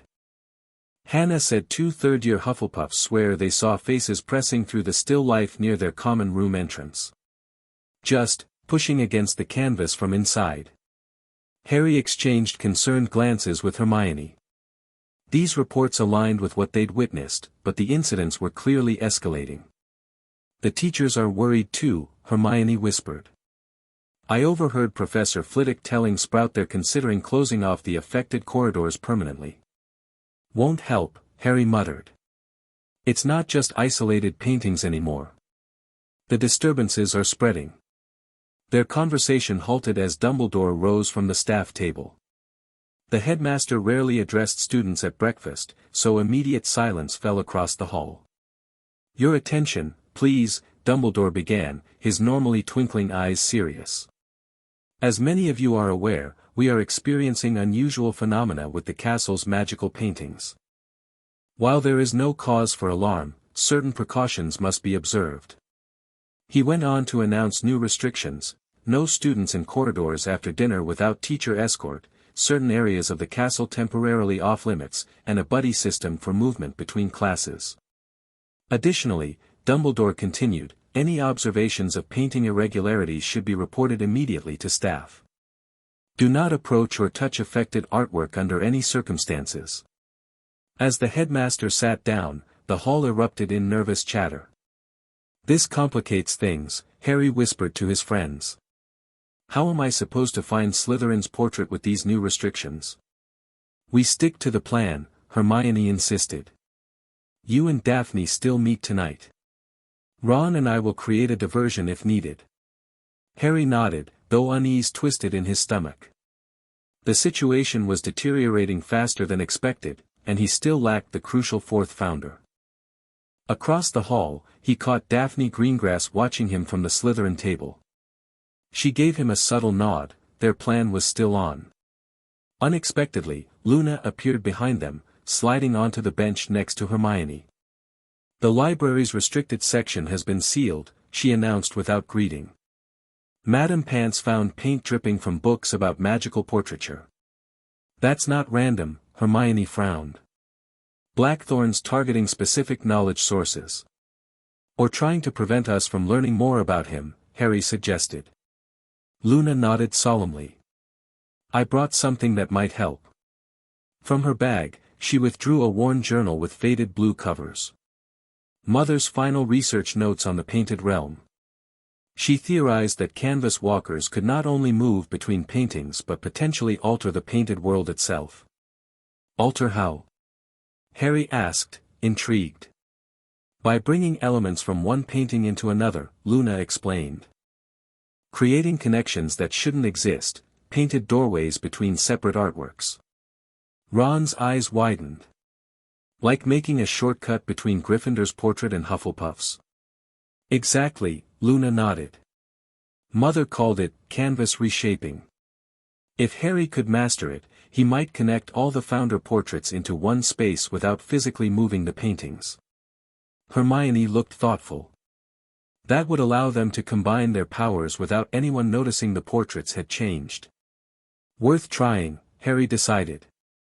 "I'll ask Ravenclaw about it during today's lesson." Their planning was interrupted by the arrival of the male owls.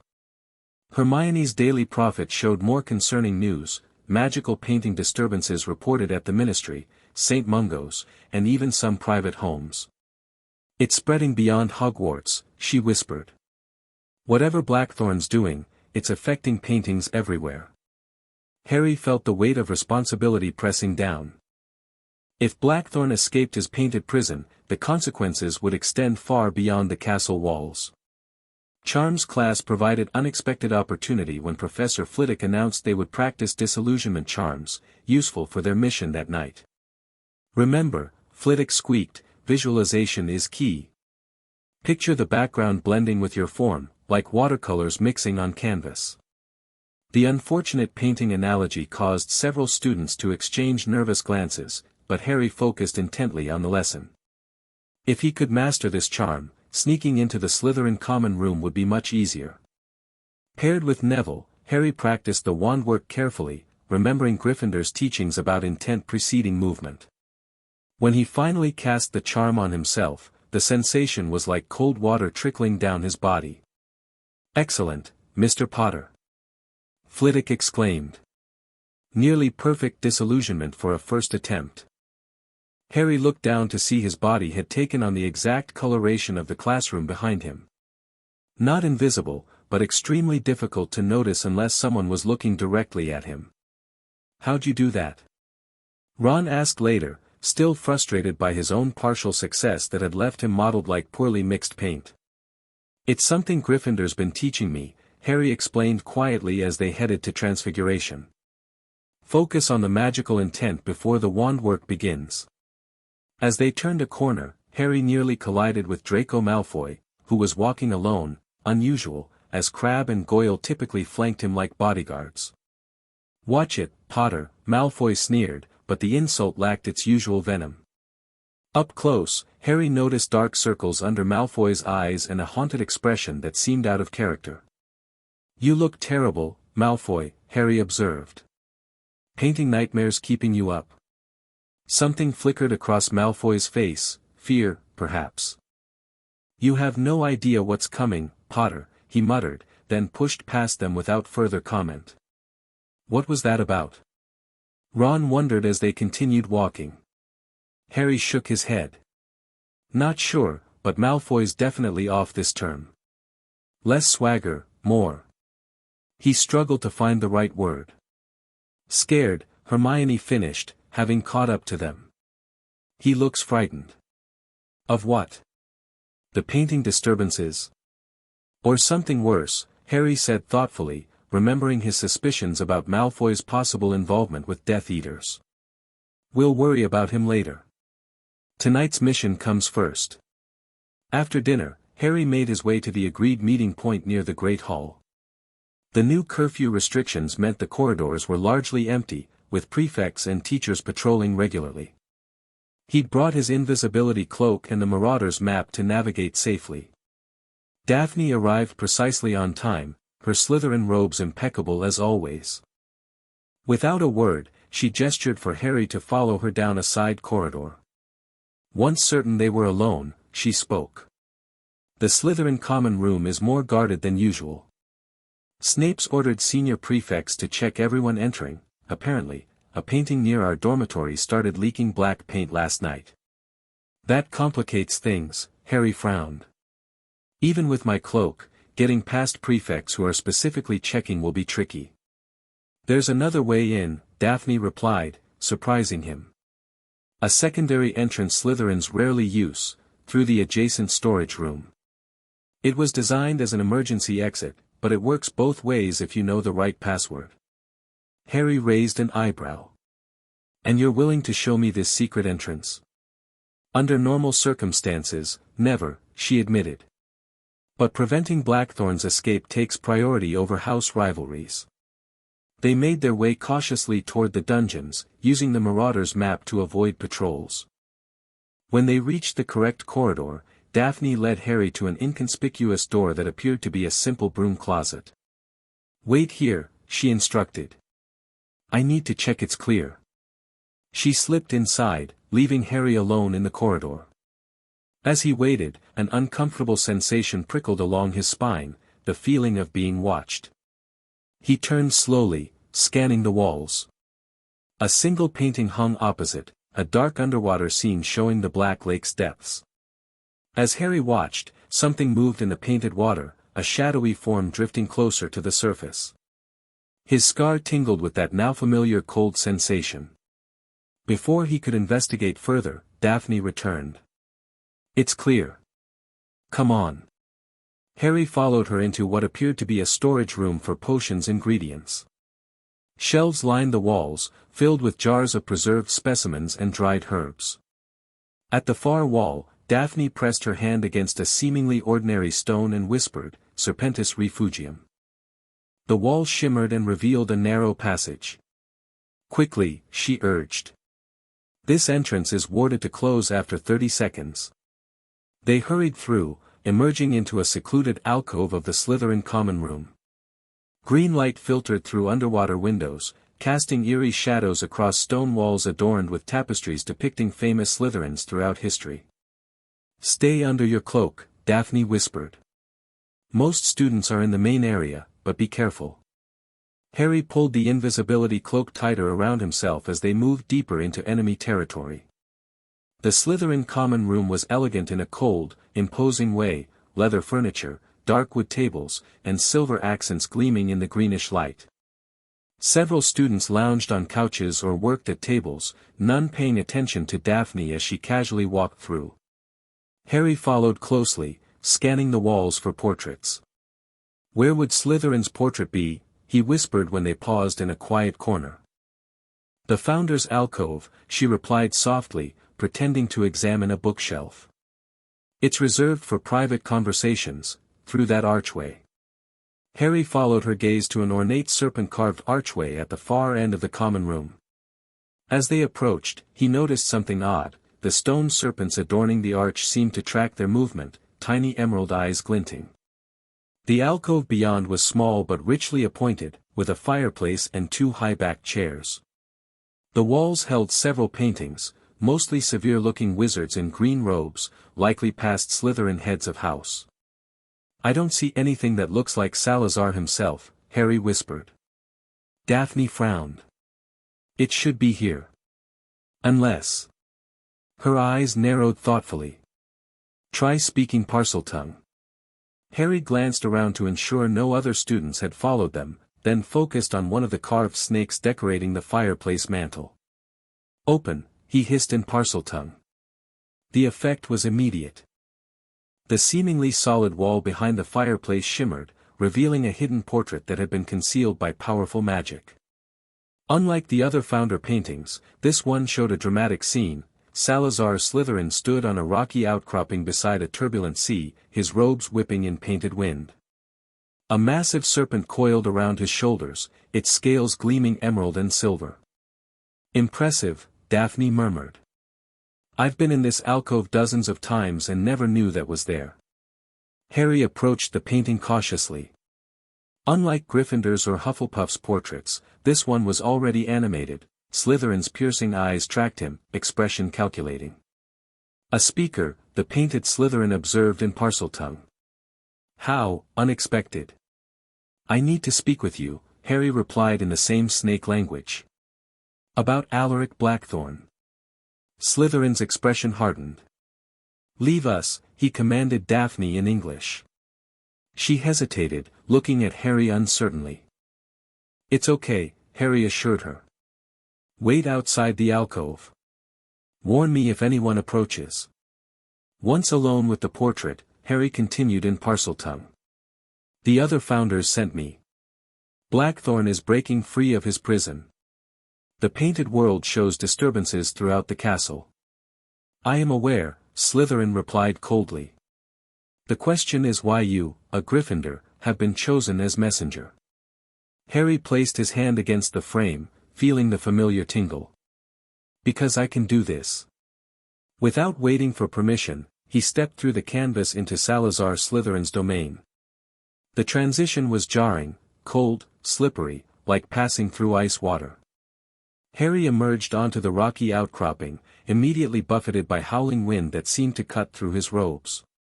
The sky above churned with dark clouds, and the sea below crashed violently against jagged stones.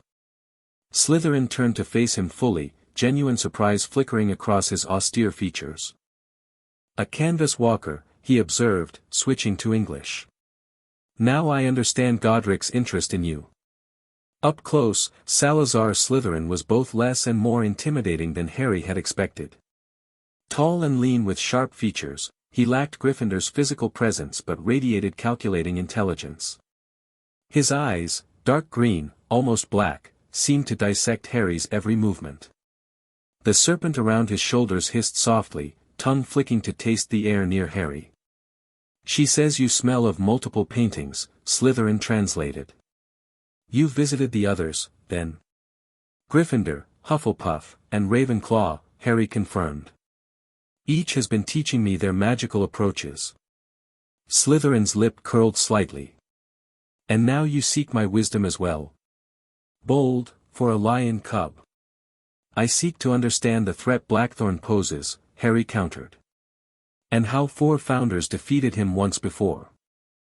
Slytherin studied him silently for a long moment, then gestured toward a path winding down from the outcropping. Walk with me, Potter. This conversation requires privacy. They descended toward a sheltered cove where the wind abated somewhat.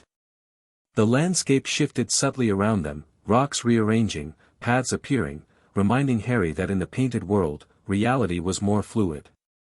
Alaric was my apprentice before Hogwarts was founded, Slytherin finally spoke. Brilliant, ambitious, innovative, qualities I valued.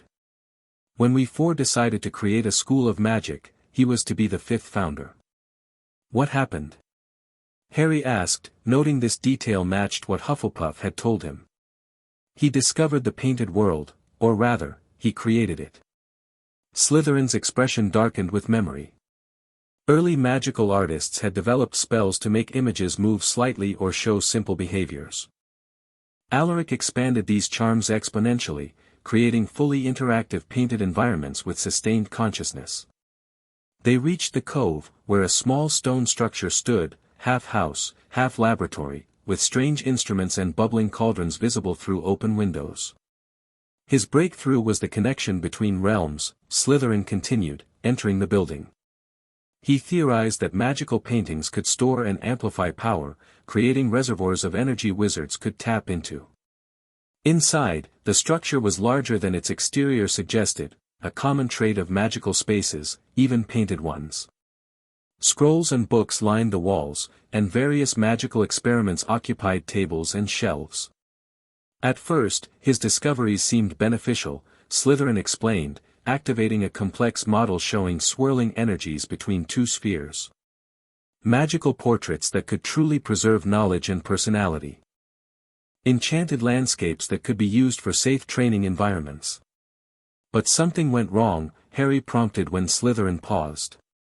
Alaric became obsessed with the potential of transferring consciousness between realms, Slytherin replied grimly.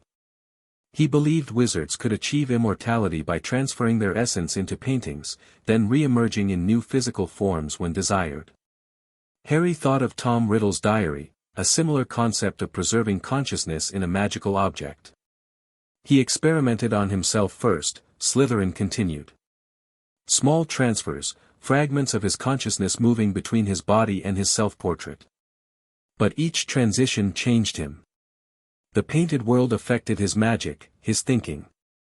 Like what's happening to me, Harry realized. The visual effects, the sensations when I'm near paintings. Slytherin looked at him sharply. Yes. Canvas walking changes the walker over time. Alaric's changes were more dramatic because he was deliberately transferring his essence, not just visiting. He moved to a covered canvas in the corner and pulled away the cloth. Beneath was a portrait unlike any Harry had seen, a figure caught between definition and formlessness, partly human and partly shadow, with only piercing blue eyes clearly visible in the swirling darkness. His final form, Slytherin said softly. Neither fully wizard nor fully painting. A consciousness that could exist in both realms simultaneously, or so he believed. Harry felt a chill as those painted blue eyes seemed to look directly at him, despite being just an image of an image. When we realized how dangerous his experiments had become, we confronted him, Slytherin continued, recovering the disturbing portrait. The battle nearly destroyed Hogwarts. In the end, we couldn't kill him, his consciousness was too fragmented between realms. Instead, we created a special prison, combining our 4 magical approaches to seal him in a painted reality with no exits. And now that prison is failing, Harry concluded. Yes, Slytherin nodded gravely. I've felt the weakening for months. The barriers between worlds grow thinner daily. The other founders suggested uniting all 4 portrait versions of yourselves might reinforce the original containment spell, Harry explained.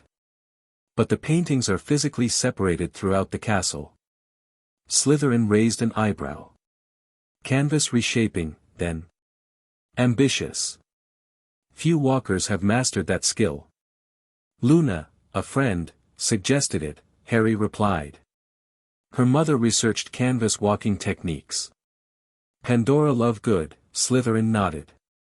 Her theories reached even my painted awareness. Reshaping is possible, but dangerous for an untrained walker. The magical backlash could trap you permanently in the painted realm. I'll take that risk, Harry said firmly. Blackthorn's escape would endanger everyone. Slytherin studied him with new interest. Perhaps you do possess qualities beyond your Gryffindor brashness. He moved to a wooden cabinet and withdrew a small vial containing swirling silver-green liquid. This will help prepare you for reshaping. What is it? A painted potion, Slytherin explained. It will temporarily enhance your awareness of the painted world's underlying structure, allowing you to see the connections between separate paintings. Harry hesitated. Last time I consumed something in the painted world, I felt effects in reality afterward. As you should, Slytherin nodded. The realms are connected through you. Drinking this will affect your perceptions in both worlds for approximately 24 hours. Harry considered the risks, then accepted the vial. The liquid tasted strangely metallic yet sweet, warming his throat as he swallowed. Almost immediately, his vision shifted. The painted laboratory around him seemed to develop additional dimensions, lines of force connecting objects, colors pulsing with their own energy, the very brushstrokes that formed the environment becoming visible as individual threads of reality. Extraordinary, he whispered, watching ripples spread from his own movements, affecting the painted world around him. What you're seeing is the fundamental structure of painted magic, Slytherin explained. Each brushstroke contains intent and energy. Canvas reshaping requires manipulating these threads to connect separate paintings.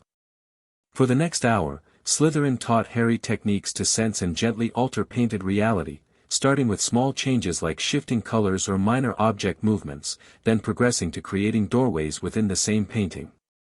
The final step, connecting separate paintings, requires physical proximity in the real world, Slytherin cautioned.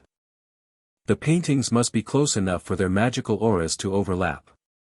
So I'll need to move your portrait near the others, Harry realized. Not necessarily, Slytherin corrected. You could bring elements of the others here, smaller, less noticeable transfers that wouldn't require moving entire portraits. Harry considered this approach. That might work, but, a sudden tremor interrupted him, shaking the painted laboratory. Bottles fell from shelves, shattering on stone floors. Outside, the sea roared with increased fury. He's testing the boundaries again, Slytherin hissed, steadying himself against a table. These attempts grow stronger each time. The tremors intensified. Through the windows, Harry could see the painted sky darkening unnaturally, not with storm clouds but with something more malevolent. Inky blackness spread across the horizon, tendrils of shadow reaching toward their location. You must go, Slytherin urged, guiding Harry toward the portal back to reality. Blackthorn senses canvas walkers, your presence here draws his attention. But we haven't finished, take what you've learned to the others, Slytherin cut him off. I've taught you the basics of reshaping. Now go. Before, the building shook violently, one wall cracking from foundation to roof. Through the fissure, Harry glimpsed something impossible, not the cove outside, but what appeared to be another painting entirely, a dark corridor he didn't recognize. The boundaries weaken. Slytherin shouted over the roaring wind that now howled through the broken wall. Return tomorrow with a plan for uniting the founders. Go. Harry didn't argue further. He dashed for the portal, feeling unusual resistance as he pushed through, as if something were trying to hold him back. With a final effort, he broke free, stumbling back into the Slytherin common room alcove. Daphne was at his side immediately. What happened? You look terrible. Harry realized he was shaking, cold sweat beading his forehead. Blackthorn. He's getting stronger, breaking through between paintings. We need to leave, Daphne urged, glancing nervously toward the common room where voices had grown louder. Something's happening out there. They moved toward the archway and found the Slytherin common room in chaos. Students crowded around the underwater windows where dark shapes pressed against the glass, not the usual glimpses of the giant squid or mere people, but amorphous shadows that seemed to seep through the edges of the magical windows. It's happening throughout the castle, a seventh-year prefect was saying as Professor Snape swept into the room, his normally impassive face tense. All students remain here, Snape ordered. Prefects, account for everyone in your house. No one leaves until further notice. Under the cover of confusion, Harry and Daphne slipped back toward the secret entrance. Just before they reached it, Harry felt a hand grasp his invisible shoulder. "I know you're there, Potter," Draco Malfoy's voice hissed in his ear. "Whatever you're doing with these paintings, it's making things worse." Harry froze, wondering how Malfoy had detected him through the invisibility cloak. "The shadows are looking for you specifically," Malfoy continued, voice barely audible. "They whisper your name in the dark. Stay away from the paintings, all of them." Before Harry could respond, Malfoy released him and walked away, rejoining the crowd of Slytherins without looking back. "How did he know?" Daphne whispered once they'd escaped to the storage room. "No idea," Harry replied, removing the cloak. "But he seemed genuinely frightened. Said the shadows are looking for me." Daphne's expression grew troubled. "If Blackthorn is targeting you specifically, that complicates things. He might be able to track your movements through the castle paintings." "Great," Harry muttered. "Another magical entity hunting me down. Just what I needed." They carefully made their way back to the main level, using the Marauder's map to avoid the increased patrols. The castle was in evident turmoil, teachers hurrying between corridors, prefects escorting younger students, and most tellingly, moving staircases that seemed reluctant to shift, as if sensing danger. "The whole castle feels it," Daphne observed as they paused in an alcove to check the map again. "Hogwarts itself is responding to the threat." As they prepared to part ways in the entrance hall, Daphne caught Harry's arm. "Be careful with that potion Slytherin gave you. Painted concoctions affect reality in unpredictable ways." Harry nodded. "I'll meet you tomorrow after classes. We need to plan the Founders' reunion carefully." As he made his way back to Gryffindor Tower, Harry became increasingly aware of the potion's effects. The castle's paintings all seemed to glow with subtle energy, connections between them visible as faint threads of light only he could see. More disturbingly, he noticed dark patches in some paintings, cancerous spots of nothingness that seemed to absorb the artwork's energy. Blackthorn's influence spreading, he realized. Like an infection moving through the painted world. When he finally reached the common room, Ron and Hermione pounced immediately. "Where have you been?" Hermione demanded. "The whole castle's in lockdown. Professors came and counted everyone in their houses." "McGonagall was looking for you specifically," Ron added. "Said Dumbledore wanted to see you urgently." Harry quickly explained his meeting with Slytherin and the chaos in the dungeons. "The disturbances are accelerating. Blackthorn's breaking through between paintings now." "That explains the announcement," Hermione said grimly. "All classes are cancelled tomorrow. Students are restricted to common rooms and the Great Hall until further notice." Harry cursed under his breath. "That makes uniting the Founders much harder." "About that," Hermione lowered her voice, though few students remained in the common room. "Luna and I may have found something. The Room of Requirement." "What about it?" "If you asked it for a place to unite the Founder portraits, it might create a space where all 4 paintings exist simultaneously, copies of the originals, but magically linked." Harry considered this. "Worth trying, but I'd still need to enter each original first to explain the plan to the Founders." "One problem at a time," Ron yawned. You should probably see Dumbledore before he sends out a search party. Harry nodded reluctantly. Tomorrow morning. For now, I need sleep. But sleep proved elusive. In his dormitory bed, Harry's enhanced perception from Slytherin's potion made the darkness pulse with painted energy. He could sense the magical portraits throughout the castle, feel their connections and disturbances. More disturbingly, he felt something searching, a consciousness moving between paintings, methodically scanning each for something. For him, Harry realized with a chill. Blackthorn was hunting him through the painted world. Dumbledore's office was unchanged since Harry's last visit, yet through his potion-enhanced vision, it pulsed with magical energy. The portraits of past headmasters glowed with particular intensity, their connections to each other forming a complex network of painted power. "Ah, Harry," Dumbledore greeted him, looking weary. "Thank you for coming so promptly." Harry had received the summons at breakfast, delivered by a grim-faced Professor McGonagall who escorted him directly to the headmaster's office. "Professor," Harry nodded, taking the offered seat. "You wanted to see me?" Dumbledore studied him over his half-moon spectacles, blue eyes unervingly perceptive. "I notice a certain aura about you, Harry. One I haven't seen in many decades." Harry tensed. "Sir." "The trace of painted magic," Dumbledore clarified. "It clings to you like a second skin. You've been entering magical paintings, have you not?" There seemed little point in denial. "Yes, sir. I discovered I could a few months ago." "Canvas walking," Dumbledore nodded. "An exceedingly rare ability. And you've been conversing with our founders, I believe." Harry blinked in surprise. "How did you? The castle has ways of communicating with its headmaster," Dumbledore replied simply. "And the founders' portraits, while hidden, are not unknown to those who hold my position." He rose and approached Fawkes, stroking the phoenix's brilliant feathers. "What is less commonly known is why those portraits were hidden in the first place. A precaution against their power being misused, or against what they were designed to contain." "Alaric Blackthorn," Harry said. Dumbledore turned, eyebrows raised. "You've learned much in your painted excursions." "Yes, Blackthorn, the fifth founder whose ambition led to disaster.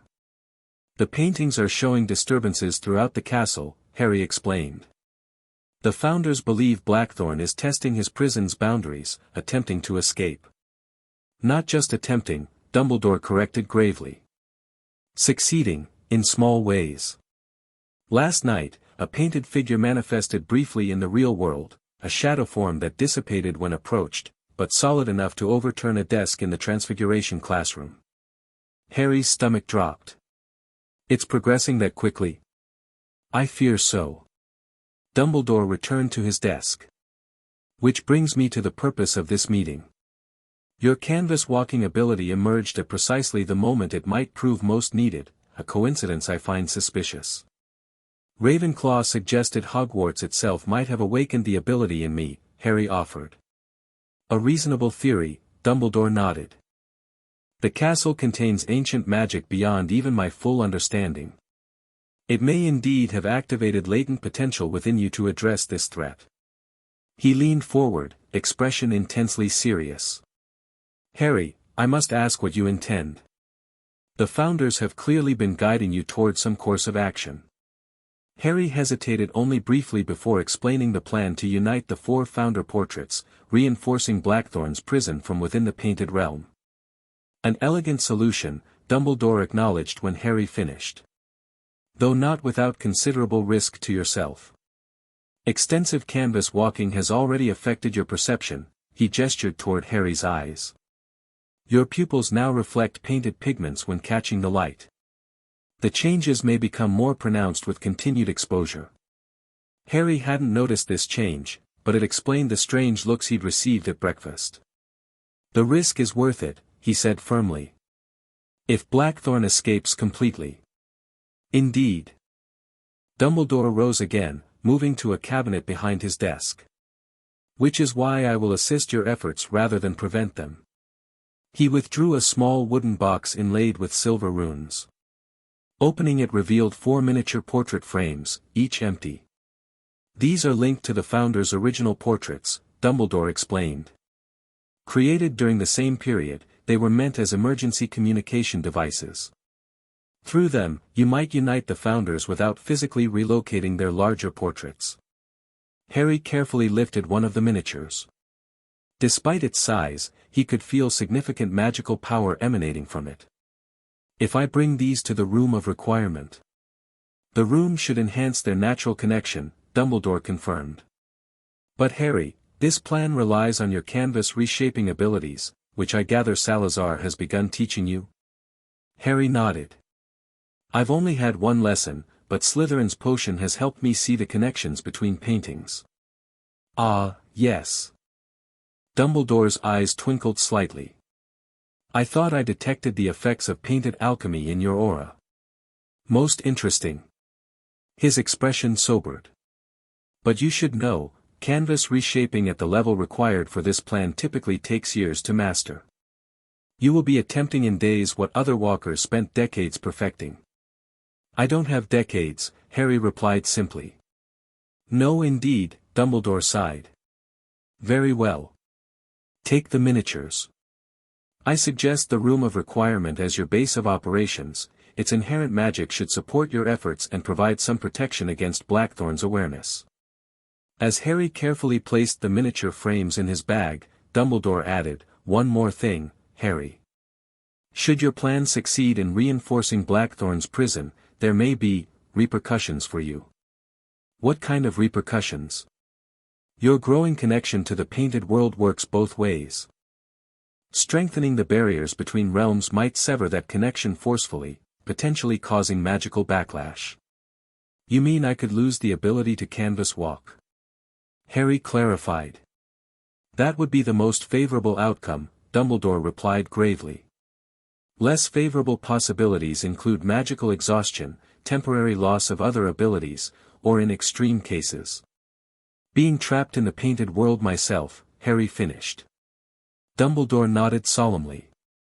I would be remiss not to warn you of all possibilities. Harry absorbed this information silently.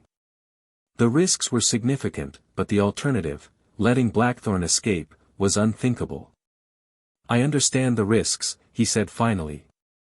But I need to try. Very well. Dumbledore came around the desk, placing a hand on Harry's shoulder. I shall inform the staff that certain corridors must remain accessible to you despite the lockdown. The official explanation will be that you are assisting me with a countermeasure against the painting disturbances, which is, after all, the truth. As Harry turned to leave, Dumbledore added, oh, and Harry. Perhaps Miss Granger, Mr. Weasley, Miss Lovegood, and, his eyes twinkled, Miss Greengrass might assist you. Friendship and interhouse cooperation have proven valuable assets in your previous adventures. Harry couldn't hide his surprise. You know about Daphne helping me? There is little regarding my students that escapes my notice, Dumbledore replied mildly. Particularly when it involves unlikely alliances formed in times of need. Miniature-linked portraits. Hermione's eyes widened as Harry showed them Dumbledore's box in the Room of Requirement. That's incredibly advanced magic, creating connected instances of the same enchanted object. Dumbledore knew about the Founder's portraits all along, Ron marveled.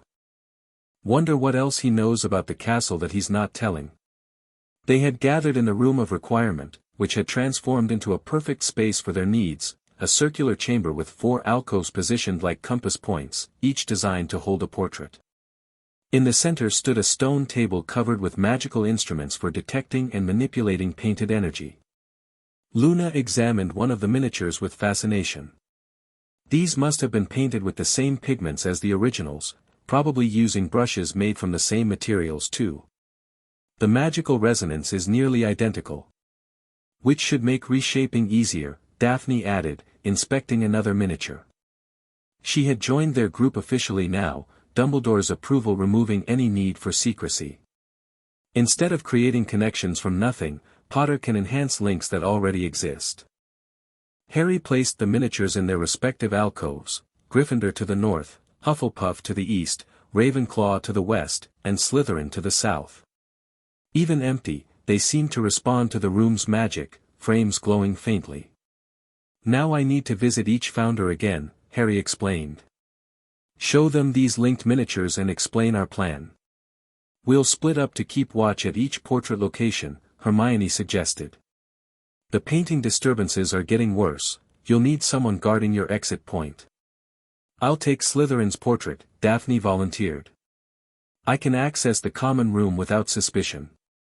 And I'll watch Ravenclaw's, Luna added. The book sprites like me. They coordinated timing and meeting points, planning to tackle all 4 portraits over the course of the day. With the castle on lockdown, moving between locations would be challenging but possible with Dumbledore's permission and the Marauder's map. Be careful with reshaping, Daphne warned Harry before they separated. Slytherin's potion may help you see the connections, but manipulating them requires precise control. Too much force could tear the painted reality rather than reshape it. Harry nodded, feeling the weight of responsibility. Everything depended on a magical skill he'd only just begun learning. His first stop was Gryffindor's portrait, with Ron standing guard outside the room of requirement. The founder was pacing when Harry entered the painted chamber, sword drawn as if expecting attack. Potter! Gryffindor exclaimed. The painted realm deteriorates by the hour. Blackthorn's influence spreads like wildfire. I have a plan, Harry explained, showing Gryffindor the miniature portrait. Dumbledore provided these linked frames. If I can use canvas reshaping to connect all 4 of you through them. Gryffindor examined the miniature thoughtfully. Ambitious. Reshaping typically requires years of practice. Which I don't have, Harry acknowledged. But Slytherin gave me a potion that helps me see the connections. I can perceive the painted world structure now. To demonstrate, Harry focused on a painted goblet on Gryffindor's table. With careful concentration, he altered its color from silver to gold, the change rippling through the painted object naturally. Gryffindor's eyebrows rose. Impressive for a novice. Salazar's potion must be potent indeed. Will you help? Harry asked. Enter this miniature frame when I've gathered all 4. Together, you might reinforce Blackthorn's prison before he breaks through completely. I will, Gryffindor agreed without hesitation. Though you should know the risks, Potter. If we succeed in strengthening the barriers between worlds, my connection to the painted realm might be severed, Harry finished. Dumbledore warned me. Gryffindor nodded grimly. At minimum. The magical backlash could be more severe. I understand. But we don't have alternatives. After finalizing details with Gryffindor, Harry moved on to Hufflepuff's portrait, where Hermione kept watch near the hospital wing. The journey through corridors was eerie, the castle unnaturally quiet under lockdown, paintings either empty or showing subjects huddled fearfully in corners of their frames. Hufflepuff's garden had changed dramatically since Harry's last visit. The once vibrant plants now appeared wilted, colors faded as if leached away. Dark patches scarred the landscape like magical burn marks. His influence grows, Hufflepuff explained sadly, touching a withered flower that crumbled under her fingers. The painted realm dies where his shadow touches. She readily agreed to the miniature portrait plan, though her usually cheerful face remained grave. Canvas reshaping of this magnitude is dangerous, Harry. The strain on your magical core. I'm stronger than I look, Harry assured her, though privately he shared her concerns. Ravenclaw's domain showed similar deterioration, books moldering on shelves, astronomical instruments tarnished and malfunctioning. The brilliant starscape ceiling now showed ominous voids where constellations had been erased. Blackthorn consumes painted magic to strengthen himself, Ravenclaw explained, her normally precise voice tired. Each absorption brings him closer to breaking his prison entirely. She studied the miniature portrait with analytical precision. The linking enchantment is elegant. Coupled with the room of requirements amplifying properties, this might actually succeed. Might? Harry questioned. Ravenclaw's penetrating gaze met his. The variables are numerous, Potter. Your reshaping ability remains untested at this scale. Blackthorn actively works against us. And the painted world itself grows unstable. She demonstrated by touching a nearby globe, which rippled unnaturally at her contact, its painted surface behaving like liquid before reforming.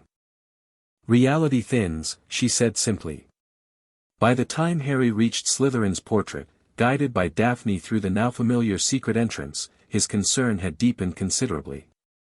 Each founder's domain showed increasing deterioration, the painted world literally coming apart at the seams.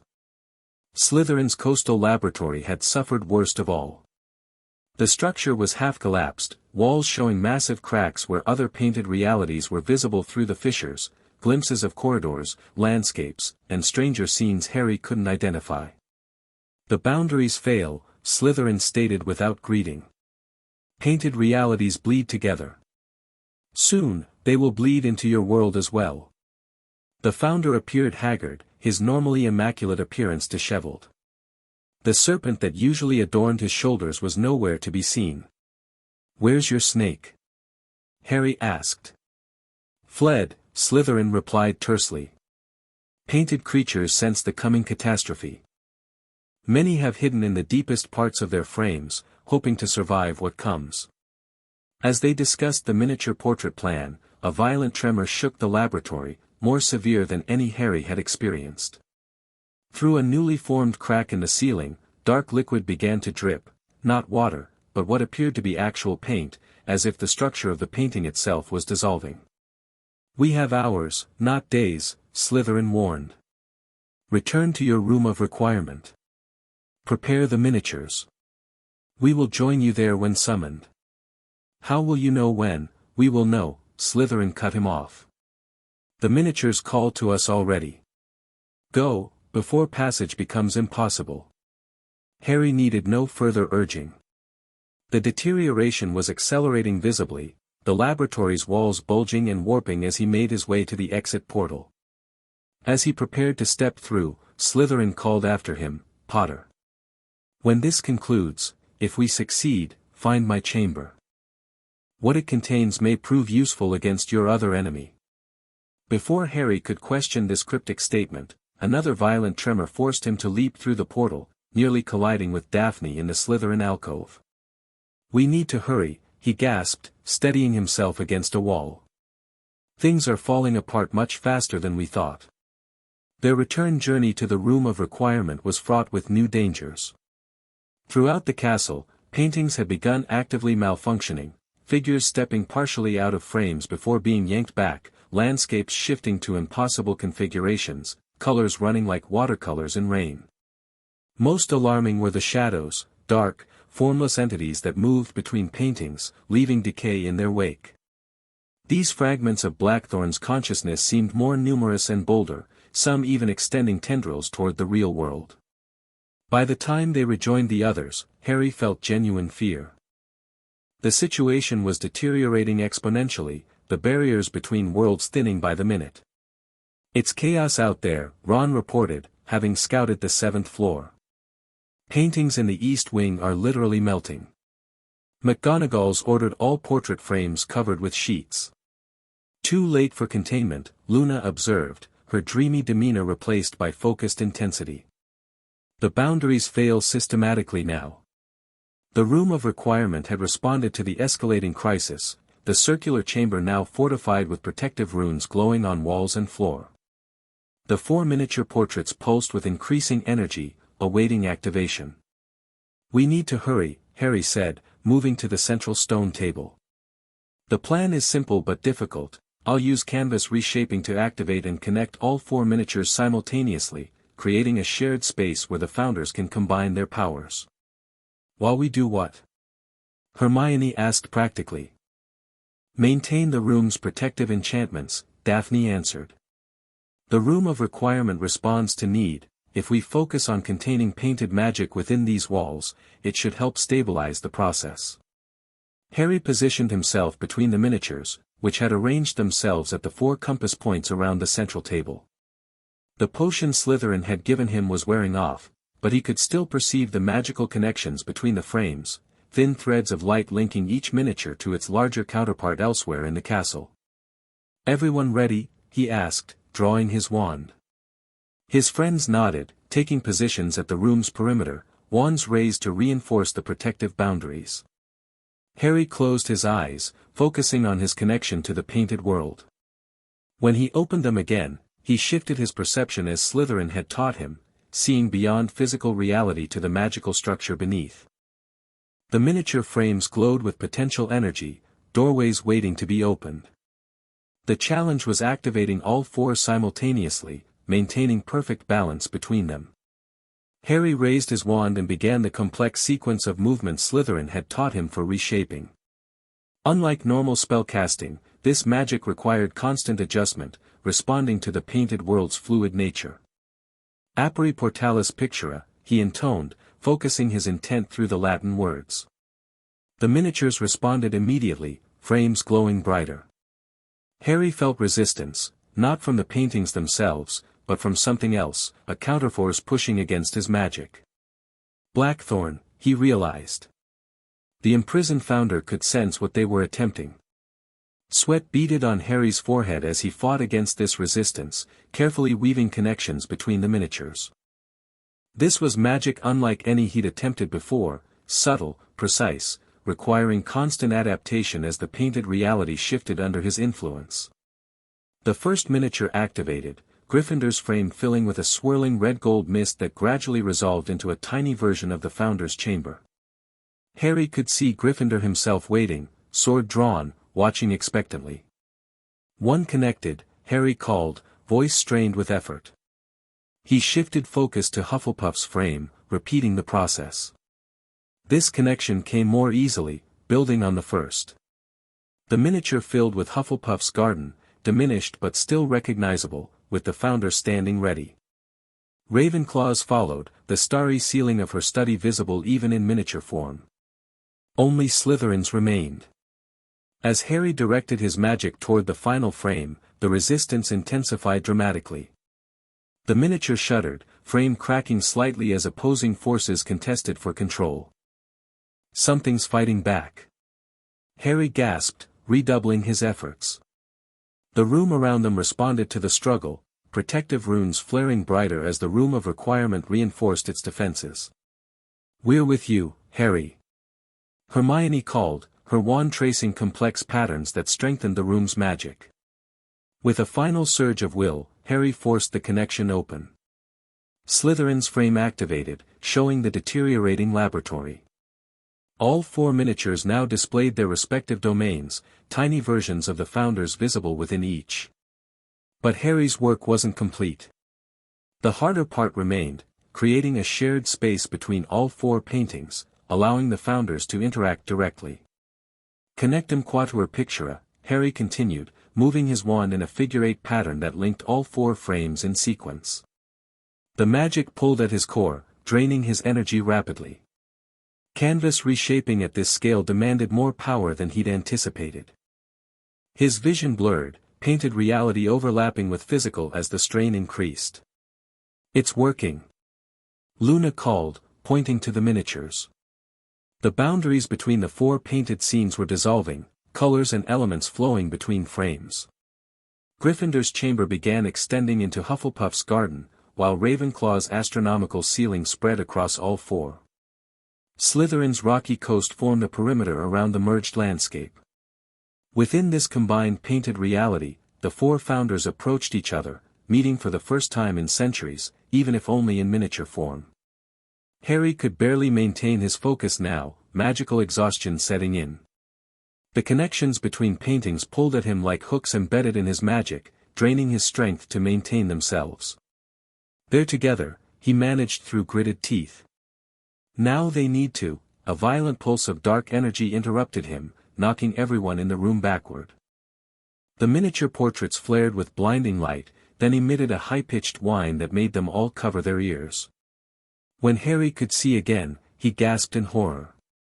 A fifth presence had manifested in the merged painting, a shadow figure with piercing blue eyes, partially formed but growing more solid by the second. "Blackthorn," Harry whispered. The shadow turned toward him, even from within the miniature, its awareness extending beyond the frame. Those blue eyes fixed on Harry with malevolent recognition.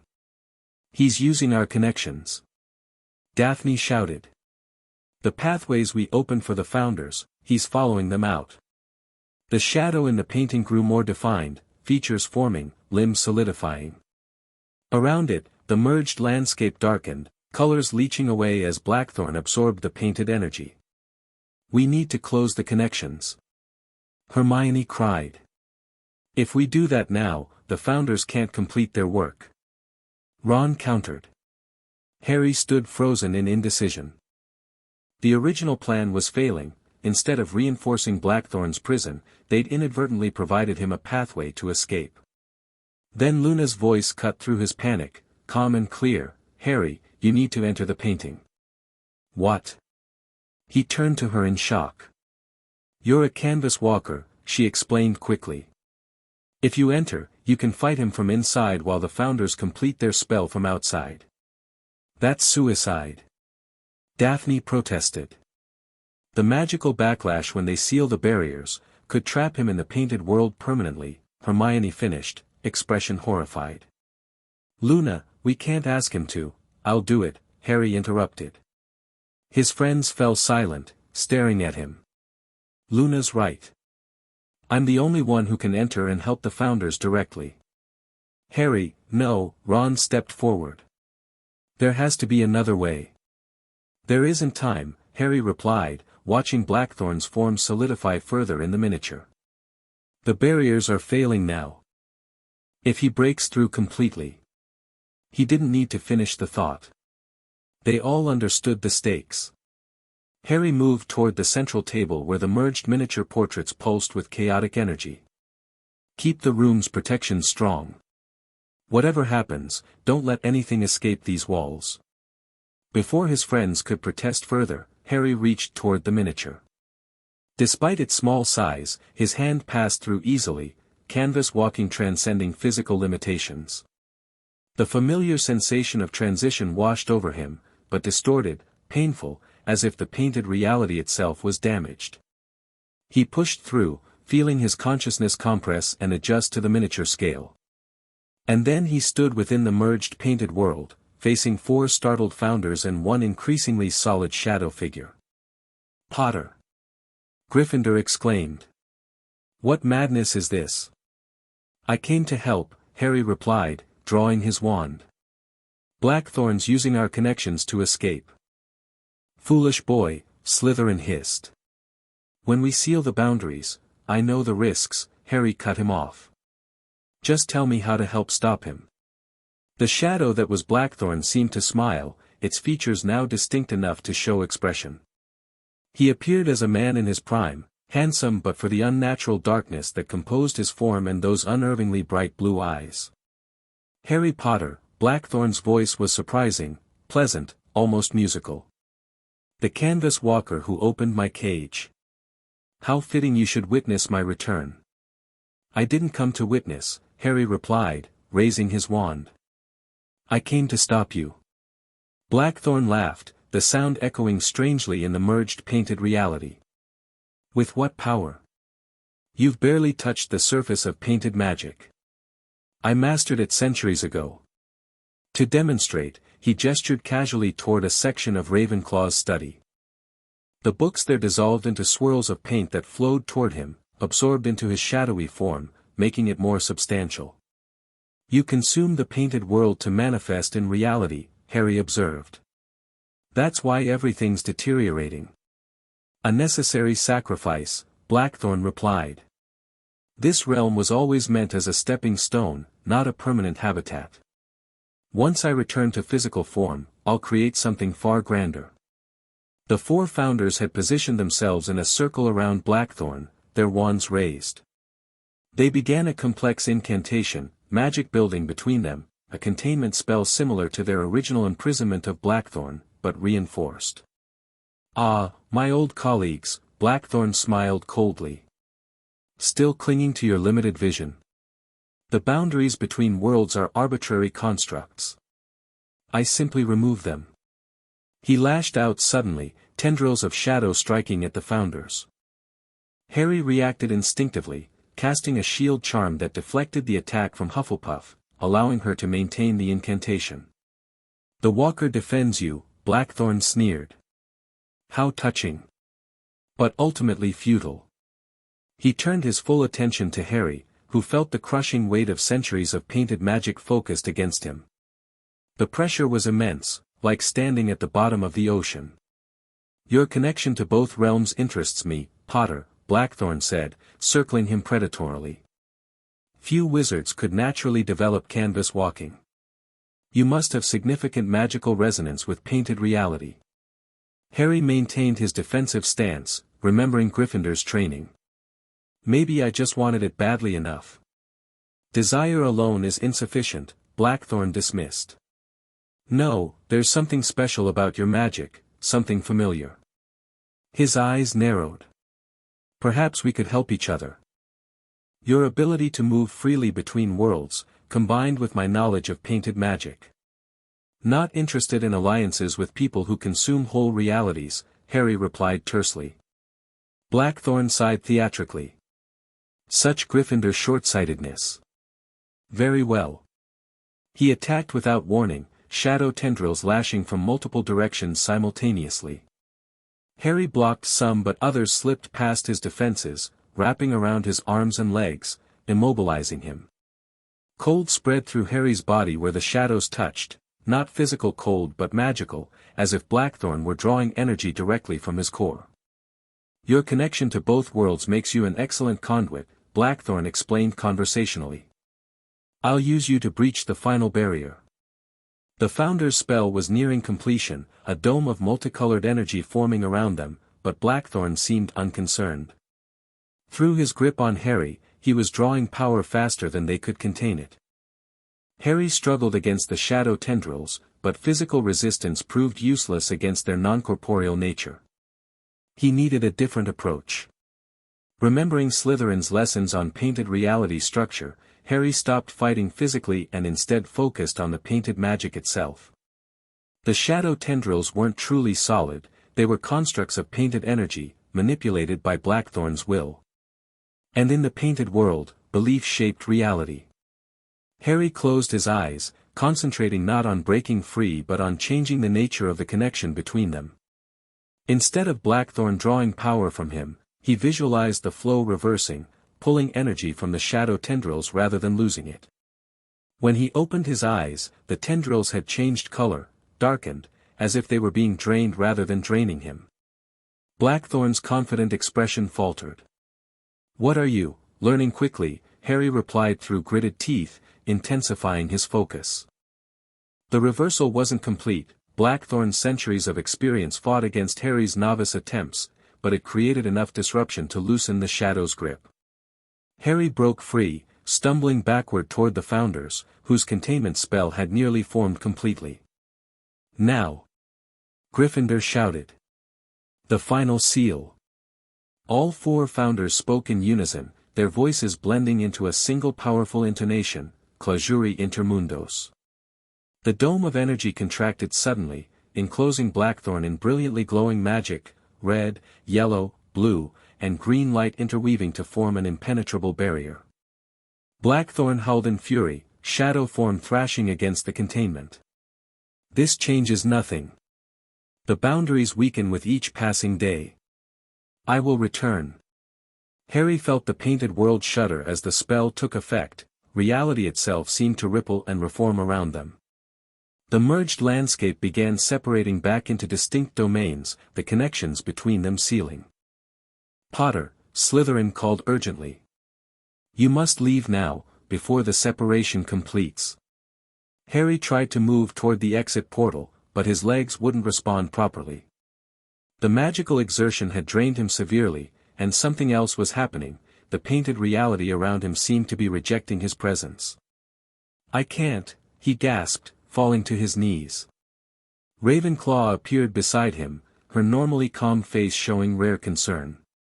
"The sealing spell affects all connections between worlds, including yours. Your canvas walking ability is being suppressed." "How do I get back?" Harry asked desperately. We must send you, Hufflepuff said, joining them. Combine our magic one last time. The four founders gathered around Harry, their wands extended. This will be unpleasant, Gryffindor warned. Forced ejection from the painted realm is jarring at best, dangerous at worst. Just do it, Harry urged, watching as the painted world continued fragmenting around them. The containment holding Blackthorn pulsed with energy, but the shadow within still fought, tendrils occasionally breaking through before being forced back. The founders began another incantation, this one focused on Harry. He felt their magic envelop him, not aggressively like Blackthorn's, but firmly, like hands preparing to throw a ball. Potter, Slytherin said quickly. Remember what I told you about my chamber. Before Harry could respond, the founder's magic surged. The sensation was beyond painful, like being torn apart at the molecular level and reassembled incorrectly. His vision fractured into prismatic shards, consciousness splitting and reforming. With a final wrenching sensation, Harry was propelled from the painted world, thrown violently back through the portal, across the boundaries between realms. He erupted from the miniature portrait with explosive force, slamming into the stone table and then the floor beyond. Pain flared throughout his body, not just from the impact but from the magical transition itself, as if his very essence had been damaged in transit. Distantly, he heard his friends calling his name, felt hands lifting him, voices asking if he was all right. But Harry could only focus on one thing, the miniature portraits on the table, which were changing before his eyes. The merged paintings separated back into four distinct frames, each showing its respective founder standing alone. Then, one by one, the images faded, leaving empty frames, the connections severed, the painted doorways closed. As darkness claimed his consciousness, Harry realized he could no longer see the painted energy that had been visible since taking Slytherin's potion. The magical threads connecting paintings, the structural elements of painted reality, all had vanished from his perception. His connection to the painted world was gone. Harry woke in the hospital wing, sunlight streaming through tall windows. His body ached as if he'd fallen from his broomstick at full speed, but the pain was secondary to a stranger sensation, emptiness, as if something fundamental had been removed from him. He's awake. Hermione's voice came from nearby, followed by the sound of hurried footsteps. Soon his friends surrounded his bed, Hermione, Ron, Luna, and to his surprise, Daphne standing slightly apart from the others. How long was I out? Harry asked, his voice raspy. 3 days, Hermione replied, pouring him water from a bedside pitcher. Madame Pomfrey said it was magical exhaustion combined with some kind of metaphysical shock. Harry sipped the water gratefully. The paintings? Blackthorn? Contained, Ron assured him. Whatever you and the founders did in there worked. All the painting disturbances stopped simultaneously. The castle's returning to normal, Daphne added. Magical artwork functioning properly again, no more leaking paint or shadows. Harry nodded, relieved. Then he asked the question weighing most heavily on him, and my canvas walking ability? His friends exchanged uncomfortable glances. We don't know for certain, Hermione said carefully. You'd need to try entering a painting to find out. But Harry already knew the answer. The emptiness he felt was the severed connection to the painted world, the special perception he'd developed was gone, along with the tingling sensation that had preceded each transition. It's gone, he stated flatly. I can feel it, or rather, I can't feel it anymore. Luna sat on the edge of his bed. Mother's journals mentioned this possibility. When the founders reinforced the boundaries between worlds, all irregular connections were sealed, including your canvas walking pathway. Dumbledore said it might happen, Harry reminded himself. It was worth the cost. Daphne stepped closer. There's something else you should know. The miniature portraits didn't just fade, they transformed. Each now shows a different scene related to its founder's specialty. What do you mean? Harry asked. Gryffindor's shows the location of ancient magical weapons, she explained. Hufflepuff's reveals rare healing herbs and their uses. Ravenclaws contains forgotten spells. And Slytherins. She hesitated. What about Slytherins? Harry prompted. It shows a map, Luna answered. What appears to be hidden chambers throughout Hogwarts, including one containing something called Horcrux lore. Harry sat up straighter despite his pain. Horcrux. What's that? We don't know, Hermione admitted. There's no mention of it in any accessible library books. But Dumbledore seemed extremely interested when we told him.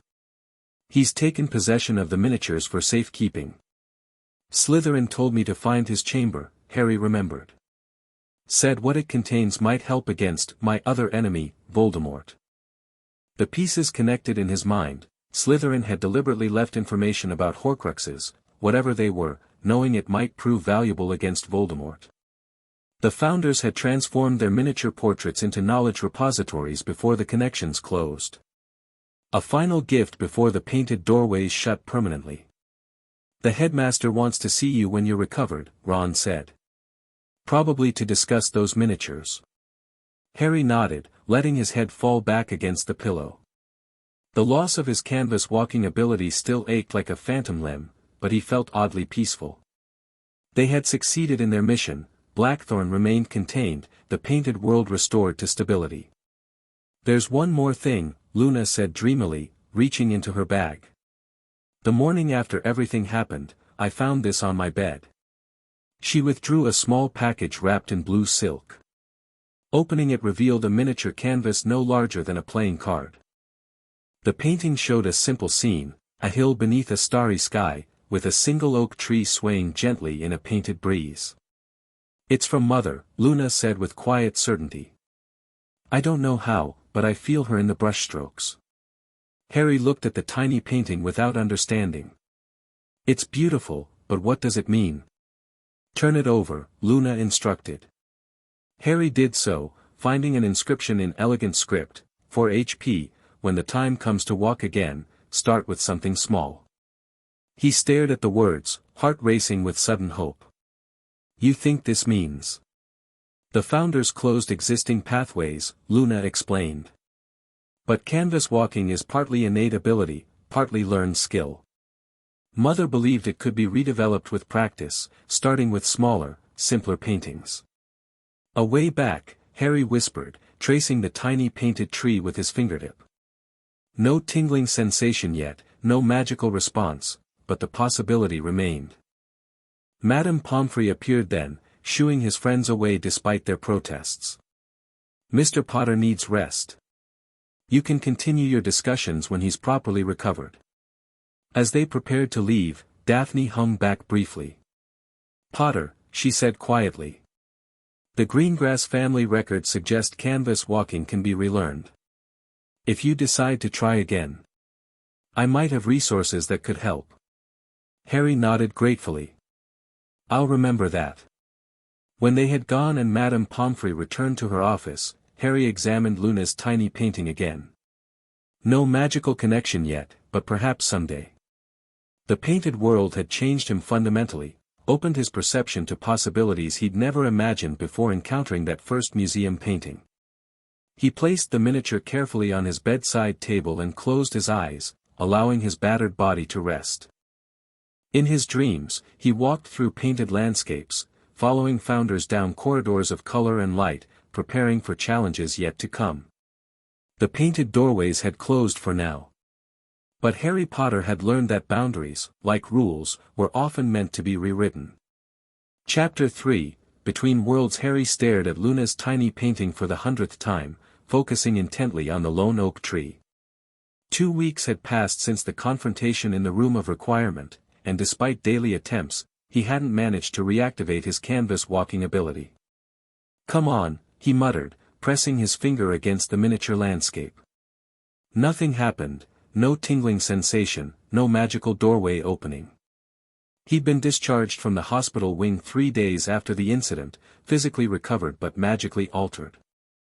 Dumbledore had examined him thoroughly, confirming what Harry already knew. His connection to the painted world had been severed when the founders reinforced the boundaries between realms. Your magic is recalibrating, Dumbledore had explained. Think of it as a river whose course has changed. The power remains, but flows differently now. Harry set the painting aside with a frustrated sigh. The Gryffindor dormitory was empty, his roommates all at dinner in the Great Hall.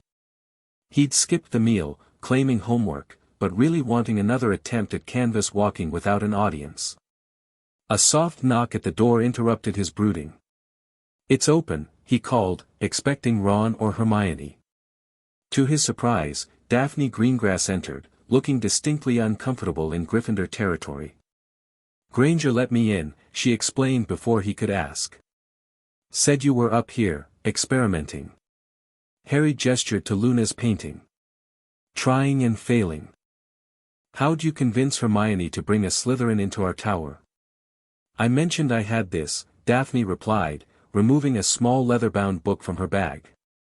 "My family's private research on canvas walking rehabilitation.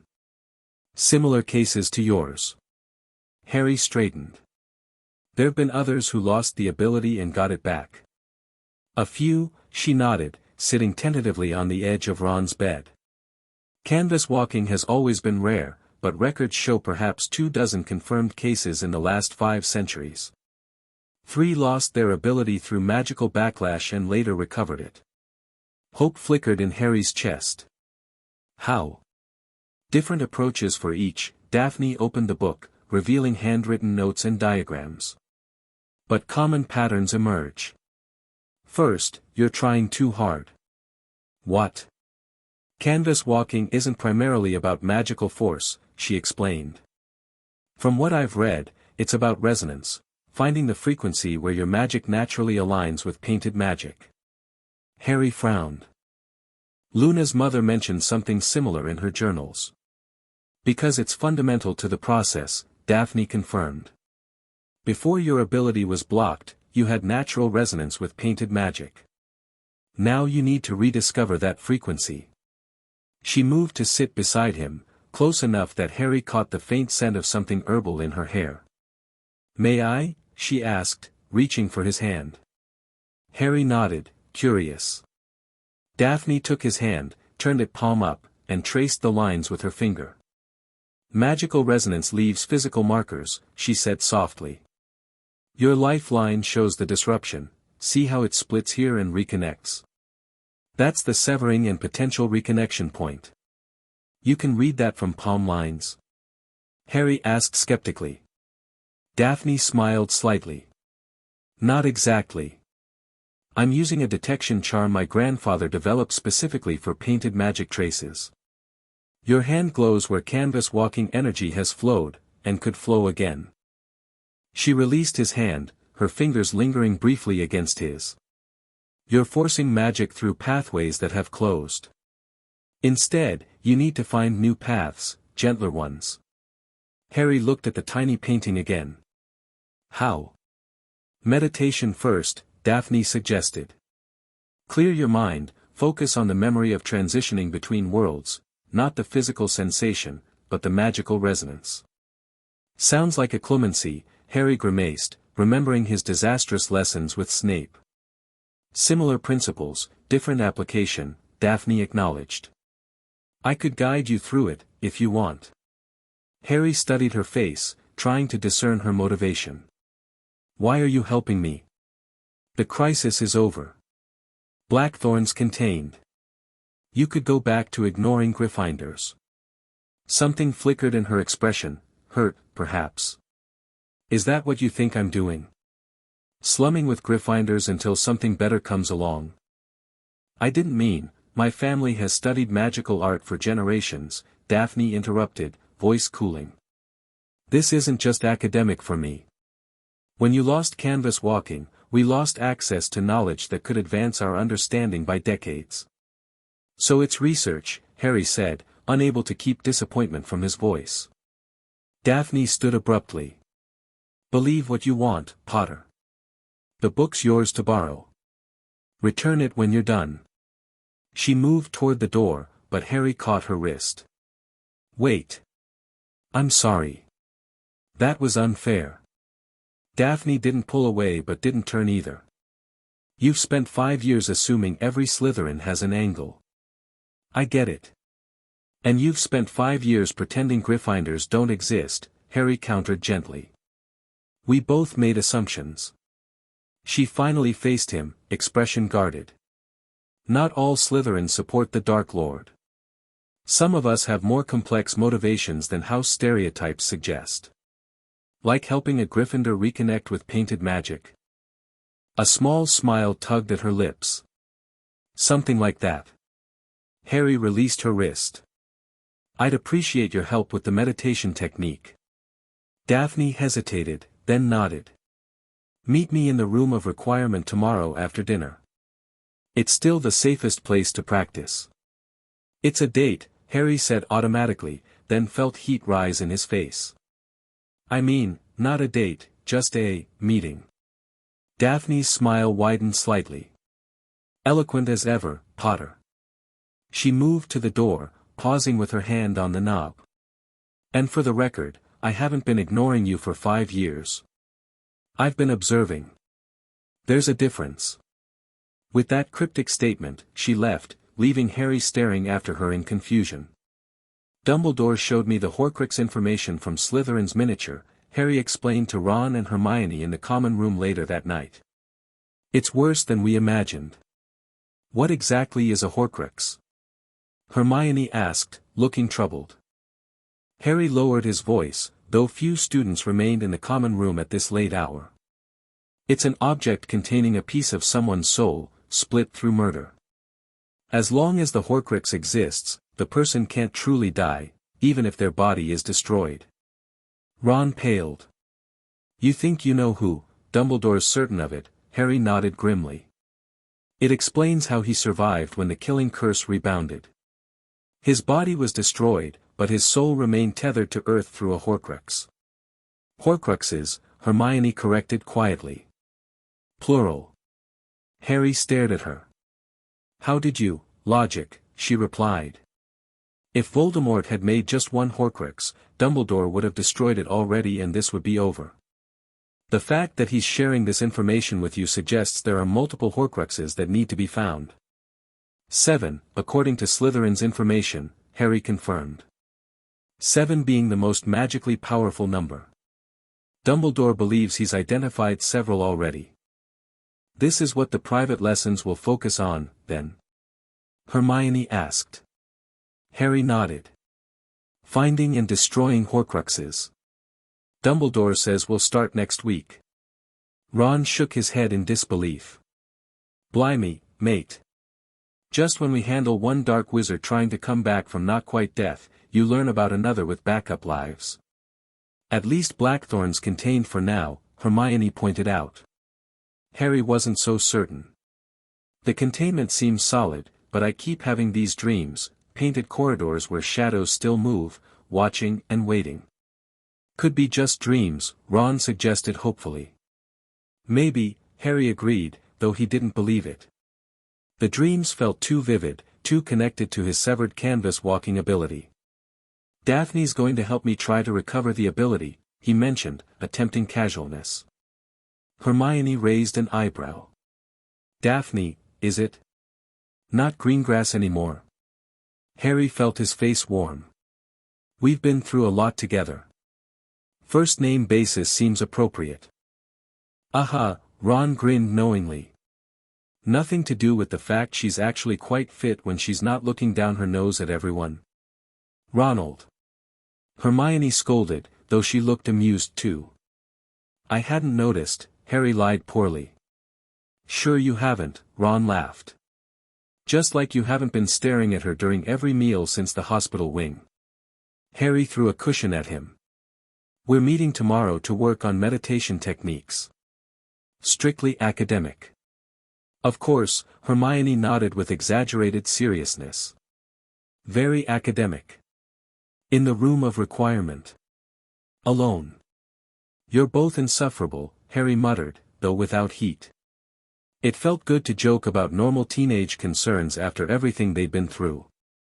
As his friends continued teasing, Harry's thoughts drifted to Daphne's parting words. She'd been observing him for years. The idea sent an unexpected thrill through him.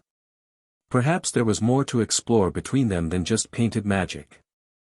The room of requirement had transformed into a serene meditation space, soft lighting, comfortable cushions on a wooden floor, and walls painted in soothing blues and greens. A small fountain trickled peacefully in one corner. "Impressive," Daphne commented as she entered. "The room understands what we need better than most people do." Harry sat cross-legged on one of the larger cushions. "I just thought about needing a place to focus without distractions." "It's perfect," Daphne settled on a cushion facing him. She'd changed from her school uniform into simple black leggings and a loose green sweater. With her hair pulled back in a practical ponytail, she looked younger, less guarded. "I've never meditated before," Harry admitted. "Unless you count staring into the fire thinking about Quidditch strategies." Daphne smiled. "Slightly different approach needed here. We'll start with breathing exercises to calm your mind, then work on visualizing magical pathways." For the next hour, she guided Harry through increasingly focused meditation techniques. Her voice was surprisingly soothing, calm and measured as she instructed him to visualize his magic as flowing water, to feel its currents and eddies. "Now," she said after Harry had reached a state of deep relaxation, "bring Luna's painting into your awareness without opening your eyes. Remember its details, but don't try to enter it yet. Just hold it in your mind." Harry concentrated on the tiny oak tree, the starry sky above it, the gentle hill it stood upon. In his relaxed state, the image seemed to pulse with subtle energy. "Good," Daphne murmured, watching his expression. "Now imagine your magic as a gentle stream flowing toward the painting, not pushing, just connecting." Harry visualized exactly that, golden threads of his magic extending lazily toward the painted landscape, seeking resonance rather than forcing entry. For a brief, tantalizing moment, he felt it, the familiar tingle, fainter than before but unmistakable. A pathway opening, not fully, but enough to sense the painted world beyond. His eyes flew open in excitement, breaking the connection. "I felt it." Daphne leaned forward eagerly. "What exactly?" "The doorway's starting to form, just for a second, but definitely there." Harry couldn't contain his grin. "It's not gone permanently. The ability's still there, just blocked." "Excellent progress," Daphne nodded approvingly. "With regular practice, you should be able to strengthen the connection gradually."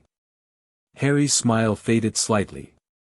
"How long until I can fully canvas walk again?" "Hard to say," Daphne replied honestly. "The records suggest weeks to months, depending on the individual. The 3 documented recoveries took between 6 weeks and 4 months." "Months?" Harry couldn't hide his disappointment. "You're Harry Potter," Daphne said with surprising warmth. "You'll probably manage it in half the time through sheer stubbornness." Harry laughed, tension breaking. "Fair assessment."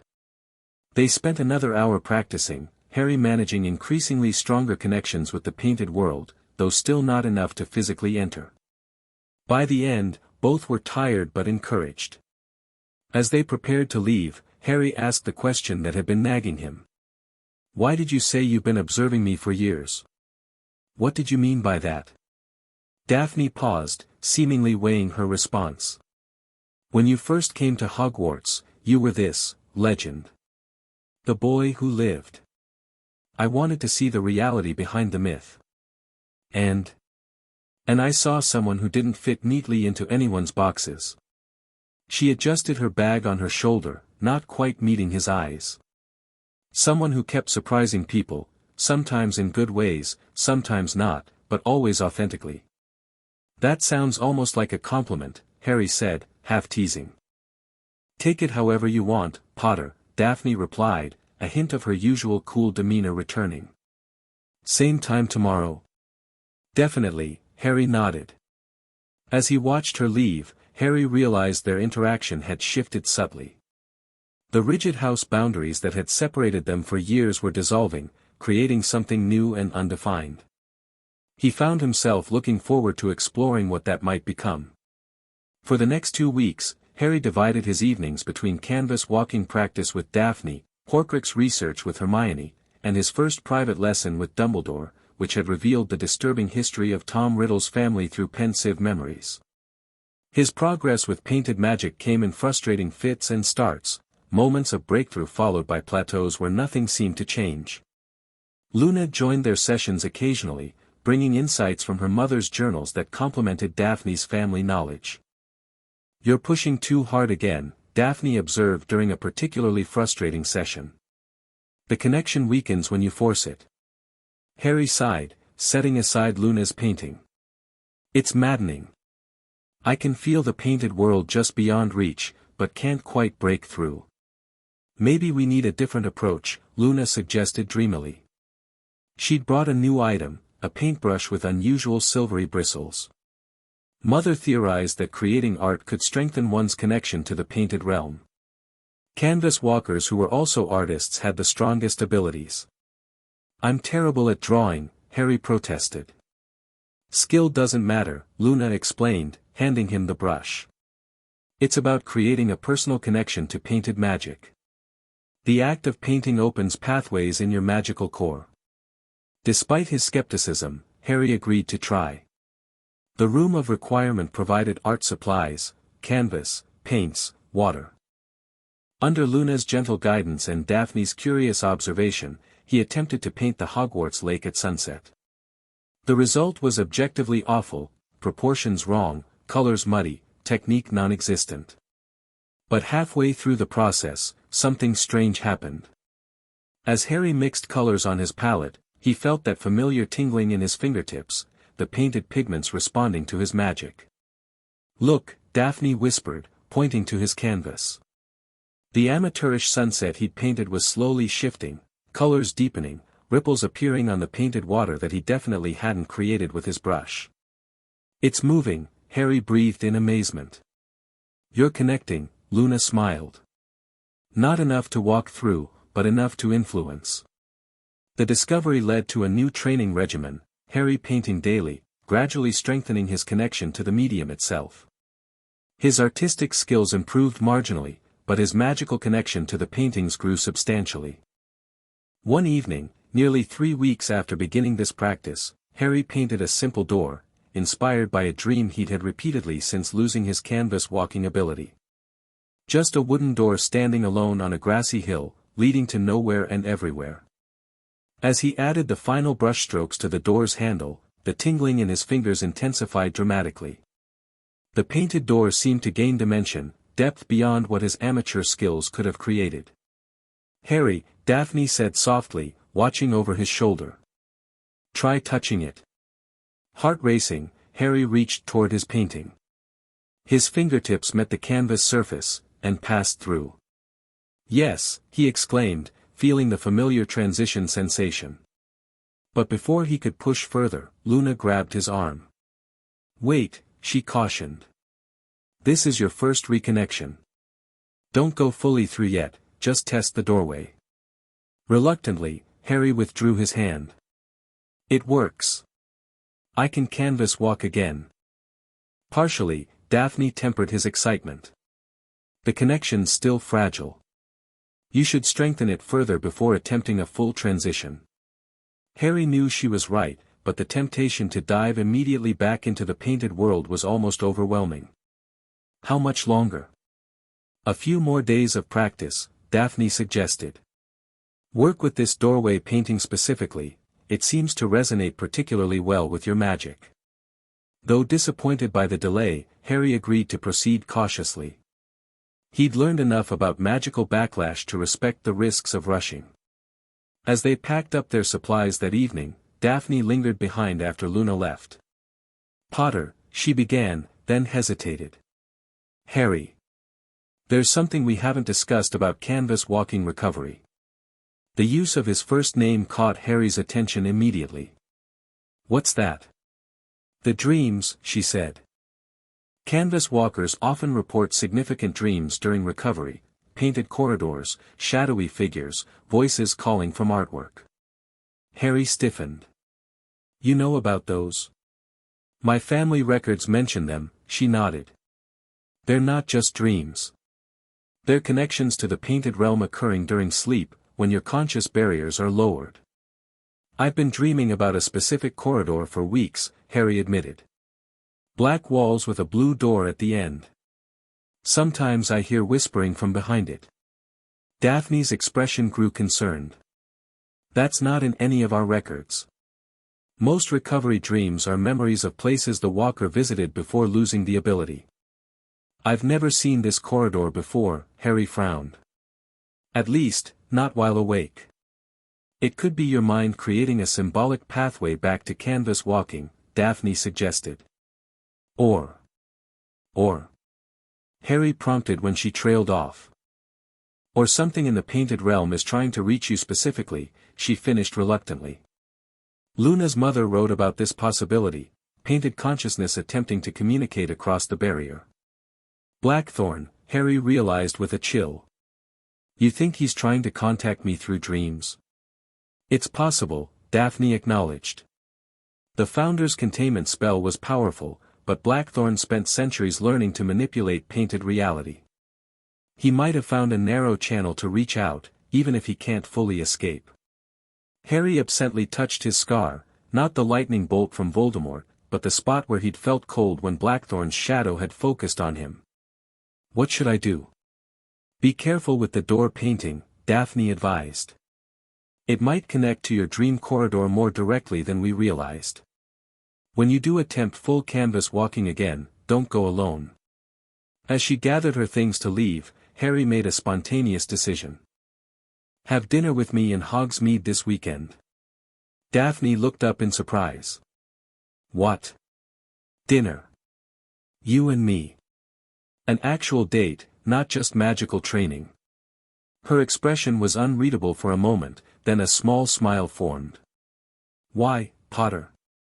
Running out of excuses to spend time with me? Something like that, he admitted. Plus, I still owe you for all this help. You don't owe me anything, she replied softly. But yes, I'll have dinner with you. Harry couldn't help his grin. Great. Meet at the entrance hall Saturday at 5. Daphne nodded, a faint blush coloring her cheeks. Don't be late. As she left, Harry looked back at his door painting, still emanating faint magical energy. The breakthrough with canvas walking felt significant, but somehow the dinner plans made him equally nervous and excited. Saturday arrived with perfect autumn weather, crisp air, golden sunshine, and trees displaying brilliant red and orange foliage along the path to Hogsmeade. Harry had spent more time than he'd admit getting ready, finally settling on dark jeans and a green sweater Hermione insisted, brought out his eyes. Daphne was already waiting when he reached the entrance hall, looking casually elegant in a silver-gray dress with a simple black cardigan. She'd left her hair down, the blonde waves softening her usually composed features. You clean up well, Potter, she observed with a slight smile. You look amazing, Harry replied honestly, earning another faint blush. They walked to Hogsmeade mostly in comfortable silence, the afternoon sun casting long shadows across the grounds. Harry had made reservations at the Silver Cauldron, a restaurant slightly more upscale than the Three Broomsticks, but not as stuffy as Madame Putafoot's. Not the Three Broomsticks? Daphne asked as they approached the quieter establishment. Thought we could use a break from being stared at, Harry explained. Every house goes to broomsticks. A Slytherin and Gryffindor together would cause a minor scandal. Afraid of gossip, Potter, she teased. Practical, he countered. Plus, the food's better here. The Silver Cauldron offered intimate lighting, private booths, and excellent Scottish cuisine. Their server seated them at a corner table partially screened by decorative plants, offering welcome privacy. After ordering, Harry found himself suddenly nervous. Their previous interactions had centered around painted magic and Blackthorn, neutral territory that didn't require personal disclosure.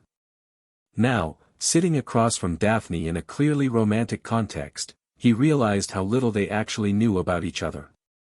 So, he began awkwardly. Beyond magical art and family grimoires, what does Daphne Greengrass do for fun? She smiled at his clumsy attempt at conversation. Read, primarily. Historical fiction and magical theory. I also play chess. My father insisted all proper purebloods should master strategic thinking. You any good? Harry asked. I've beaten Draco Malfoy 17 consecutive times, she replied with a hint of pride. He refuses to play me anymore. Harry laughed. I'd pay good money to see Malfoy's face during loss number 17. It was particularly satisfying, Daphne agreed, eyes twinkling. Though we shouldn't discuss that publicly, I have a Slytherin reputation for cool detachment to maintain. Your secret's safe with me, Harry promised. Though I'm starting to think that reputation is carefully constructed. Of course it is, Daphne acknowledged easily. Isn't yours? The bold, impulsive Gryffindor who charges into danger without thinking? That's, actually pretty accurate, Harry admitted sheepishly. Not entirely, Daphne countered. I've seen you be calculating when necessary. Your approach during the Triwizard Tournament showed planning and strategy. You were watching me during the tournament. Everyone was watching you, Potter, she deflected smoothly. Hard to miss when dragons and lake rescues are involved. Their food arrived, venison for Harry, salmon for Daphne, momentarily pausing the conversation. As they ate, Harry found himself relaxing, the initial awkwardness fading into genuine enjoyment of her company. What about after Hogwarts? He asked eventually. Career plans? Daphne considered before answering. The Ministry's Department of Magical Artifacts has always interested me. Combining historical research with practical magic appeals to my strengths. Not the family business? Harry asked, remembering her mentions of the Greengrass connection to magical art. That's more of a private passion than a career path, she explained. The Greengrass family primarily deals in import-export of rare magical ingredients, profitable but not particularly exciting. Unlike chasing dark wizards through paintings. Harry suggested with a grin. Indeed, she laughed softly. Though I notice you haven't mentioned your own post-Hogwarts plans. Harry's smile faded slightly. Hard to make definite plans when a prophecy and homicidal dark wizard hang over your future. Assuming you defeat him, Daphne said matter-of-factly, what would you want to do? The question caught Harry off guard. Few people asked him about life beyond Voldemort, as if the possibility were too remote to consider. Honestly? I've always thought about being an Auror, he replied. But lately, I'm not sure. I've had enough danger for several lifetimes already. You'd be good at it, Daphne observed. But I can understand the hesitation. Their conversation flowed more easily as dinner progressed, touching on lighter topics, favorite subjects, Quidditch teams. Daphne supported the Holyhead Harpies, surprising Harry, and amusing Hogwarts memories. As they shared a treacle tart for dessert, Daphne asked the question Harry had been waiting for. Why did you really ask me to dinner, Potter? Beyond owing me for canvas walking help. Harry met her eyes directly. Because I wanted to. Because working together these past weeks has shown me there's more to you than the cool Slytherin facade. And honestly, because you're interesting in a way most people aren't. Daphne studied him for a moment, as if assessing his sincerity. Most Slytherins would assume you had ulterior motives. Do you? No, she said simply. I've observed you long enough to recognize genuine interest from Harry Potter versus strategic moves from the boy who lived. And which one asked you to dinner? A small smile curved her lips. Harry. Definitely Harry. They walked back to the castle as twilight descended, the path illuminated by floating lanterns. Their hands brushed occasionally, neither quite bold enough to initiate holding hands, but neither moving away either. Near the entrance hall, Harry finally gathered his courage.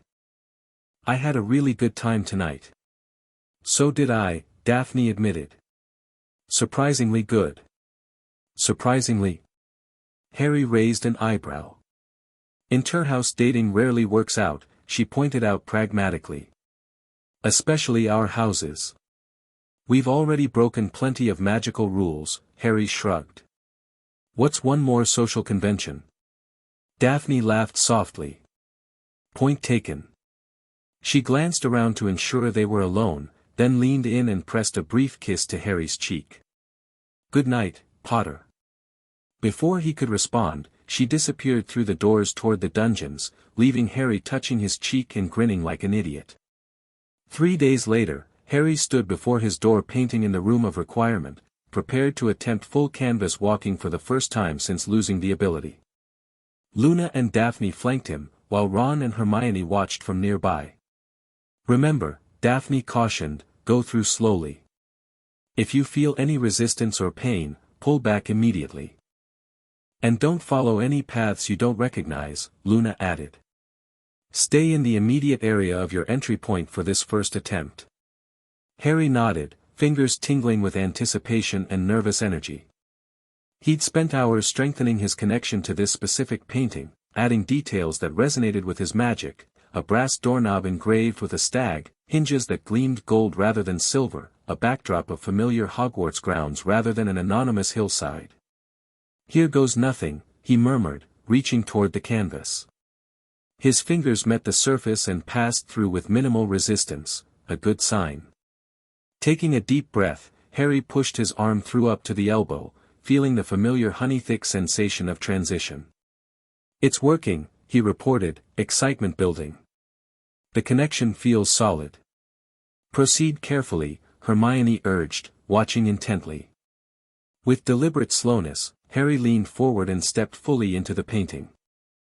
The transition wrapped around him like a cool blanket, compressing briefly before releasing him into painted reality.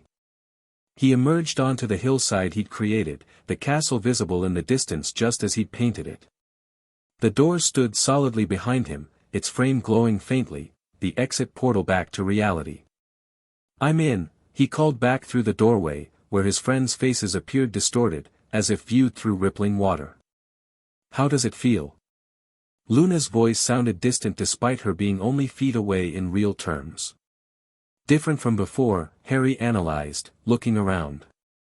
The painted world seems thinner somehow. Less substantial. He took a few experimental steps away from the door, testing the painted ground. It felt solid enough beneath his feet, but lacked the rich detail he remembered from the Founder's domains. Hardly surprising, given his limited artistic skills had created this environment. The containment spell must have affected all painted reality, Daphne theorized, her voice echoing strangely through the portal. Weakening it to prevent another Blackthorn situation. Harry walked in a small circle, reacquainting himself with canvas walking sensations. Despite the painted world's diminished quality, being back filled him with exhilaration. The special perception had returned too, he could see the brushstrokes that formed his environment, sensed the magic holding it together. I'll try something simple, he called to his friends. Focusing on a nearby painted rock, he attempted the reshaping technique Slytherin had taught him, visualizing the stone changing color. The rock responded sluggishly but did transform from gray to blue. Harry grinned triumphantly. Reshaping still works. Though it's harder than before. He was about to try something more complex when a cold sensation washed over him, like stepping through a ghost, but more intense. The painted hillside darkened momentarily, shadows lengthening unnaturally. Harry? Hermione called, concern evident in her voice. What's happening? The painting just flickered from our side. I'm not sure, Harry replied uneasily, scanning his surroundings.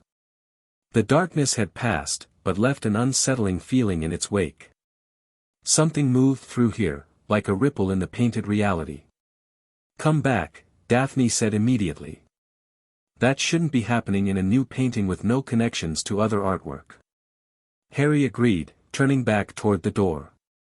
But as he approached the exit portal, he noticed something strange. A faint path had appeared, leading away from his hillside toward what looked like a dark corridor that definitely wasn't part of his original painting.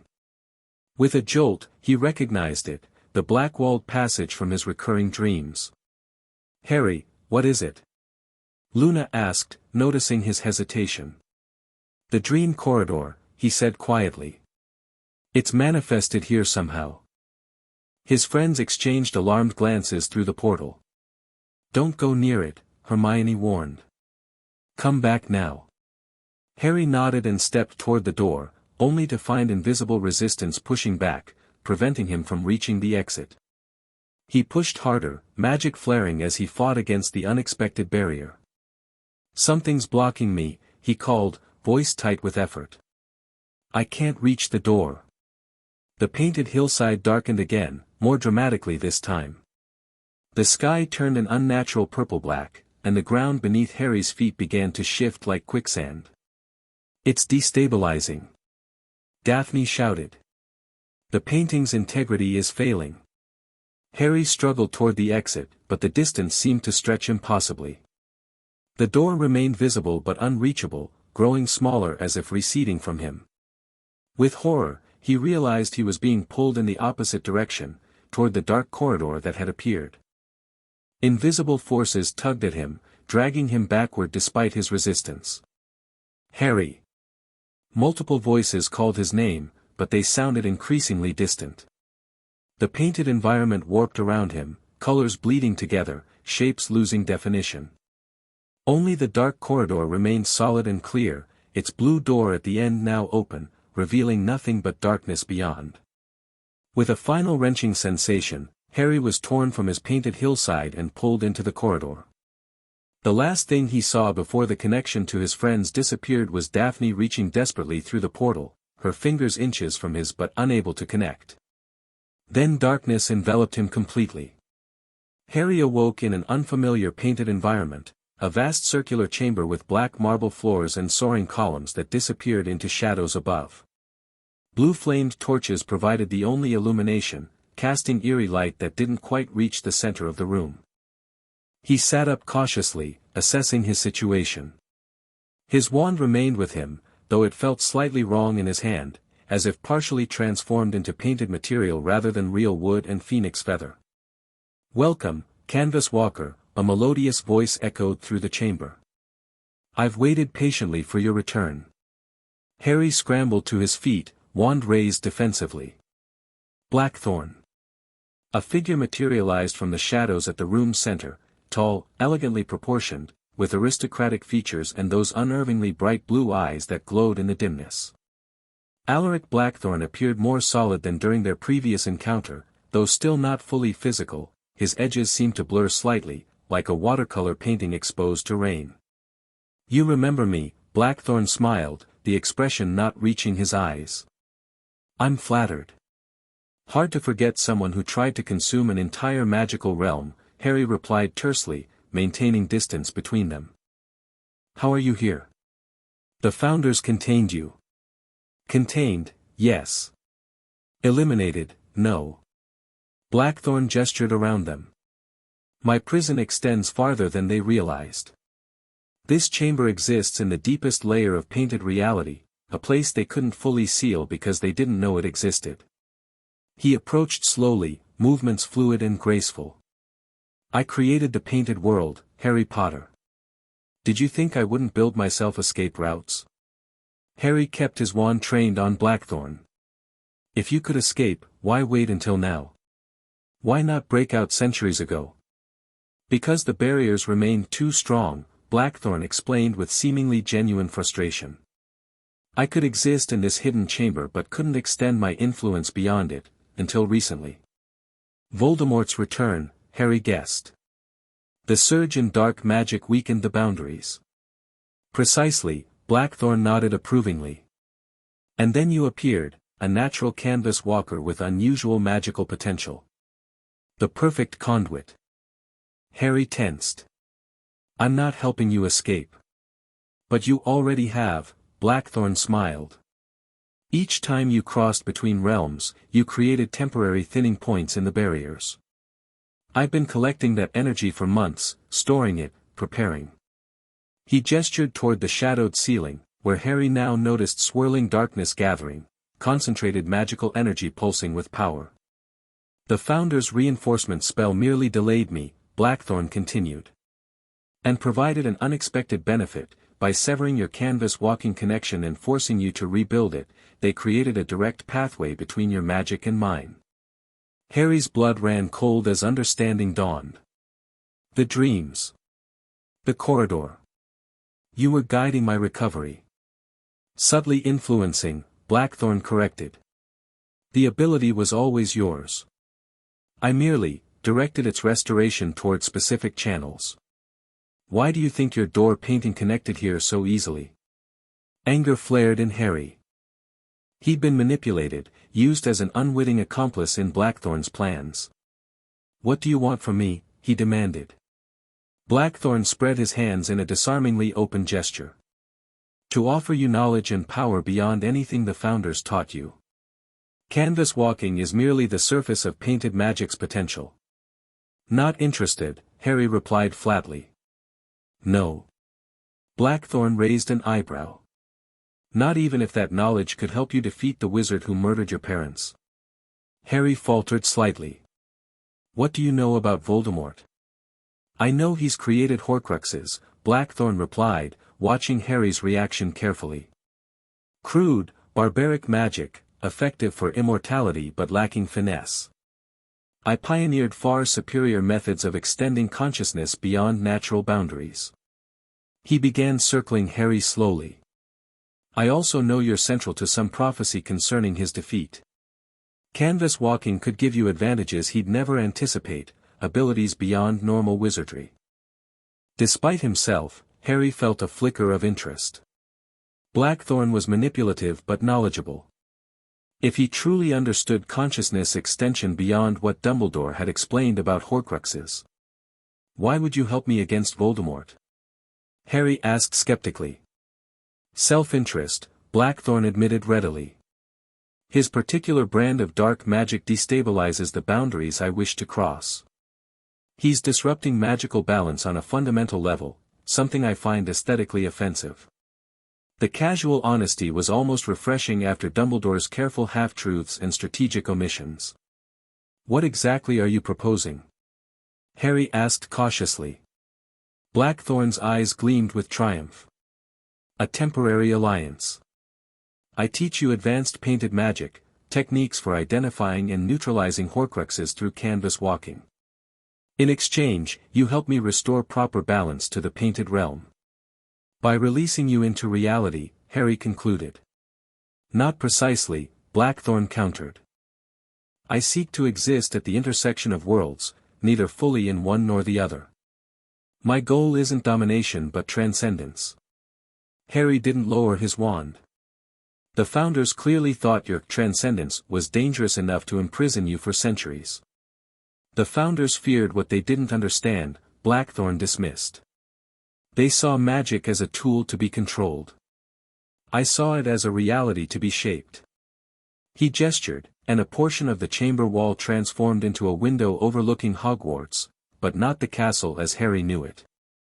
This version glowed with vibrant magical energy, each stone alive with power, the very air shimmering with potential. This is how I perceive your world, Blackthorn explained. Not as solid matter but as malleable magical essence. The boundaries between painted and physical reality are artificial constructs, Harry, limitations we impose through rigid thinking. Despite his suspicion, Harry found himself drawn to the window. The vision of Hogwarts pulsing with visible magic was breathtaking, like seeing an entirely new dimension of reality. I could teach you to see this way permanently, Blackthorn offered. To manipulate magic at its fundamental level, beyond wands and incantations. The temptation was powerful. Harry thought of the Horcruxes, of Voldemort's seemingly unstoppable return to power, of the prophecy hanging over him. If Blackthorn's knowledge could help defeat Voldemort. I need to think, Harry said finally, stepping back from the window. And I need to return to my friends. They'll be worried. Of course, Blackthorn agreed easily, too easily. But the pathway back is complicated. Your original canvas walking entry point has closed. What? Harry turned to him sharply. A side effect of your uncontrolled arrival, Blackthorn explained with feigned regret. The connection destabilized. Creating a new exit will require significant magical effort, from both of us. Harry's suspicion deepened. Convenient. Merely factual, Blackthorn shrugged. I could attempt it alone, but without your specific magical signature as the original walker, the portal might not connect properly to your physical body. In other words, I'd be stuck here. Or worse, Blackthorn nodded. Splinched between realities. Most unpleasant. Harry considered his options. Blackthorn likely wasn't lying about the exit portal closing, the violent transition had felt like something breaking, but his helpful attitude seemed calculated to build false trust. Fine, Harry decided. Show me how to create a new exit. But I'm not agreeing to any alliance until I've spoken with my friends. Blackthorn smiled. A reasonable precaution. Come, we'll need more space for the portal creation. He led Harry through a doorway that hadn't been visible before, into a long gallery lined with paintings within the painting, recursive artwork showing scenes from both magical and Muggle history. Harry recognized events he'd studied, the founding of Hogwarts, Goblin rebellions, the International Statute of Secrecy implementation. My observations of your world over centuries, Blackthorn explained, noting Harry's interest. Even imprisoned, I could glimpse reality through connected paintings. They reached the gallery's end, where a large empty frame hung on the wall, canvas blank and waiting. This will be your exit portal, Blackthorn stated. We must create a painted representation of your desired destination, then infuse it with both your canvas walking signature and my spatial manipulation energy. You want me to paint where I'm going? Harry asked dubiously, remembering his limited artistic skills. Not physically paint, magically envision, Blackthorn corrected.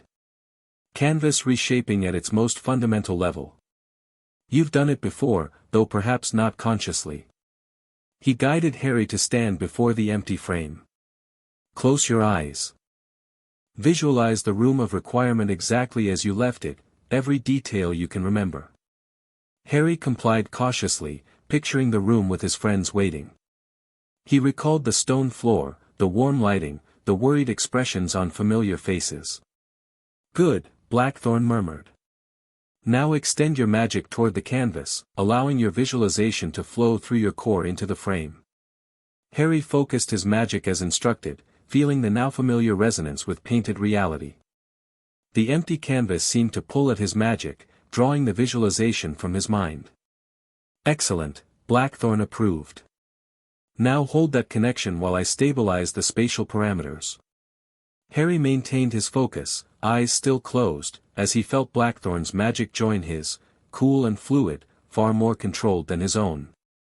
The combined energies flowed into the canvas, creating a bridge between realities. Perfect, Blackthorn said finally.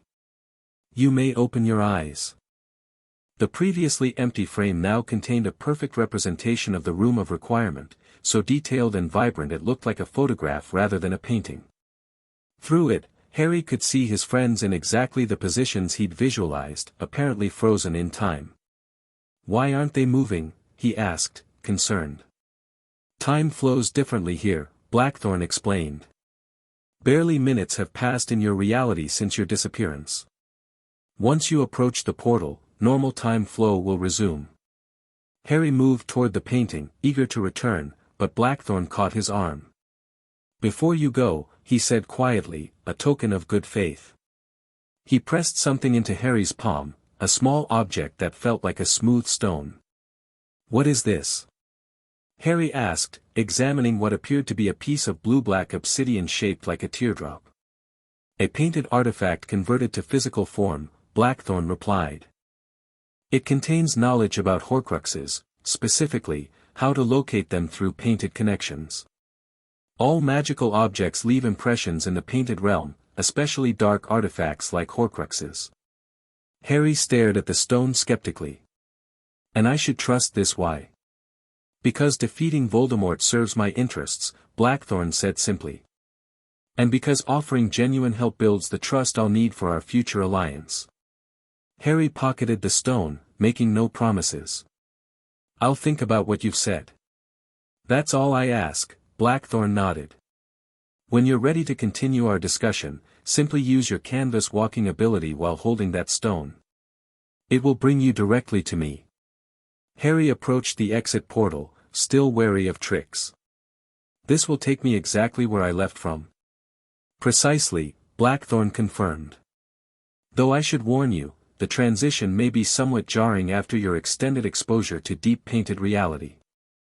Without further delay, Harry stepped through the portal, feeling the familiar sensation of crossing between worlds, though intensified and somewhat painful, like pushing through static electricity rather than honey.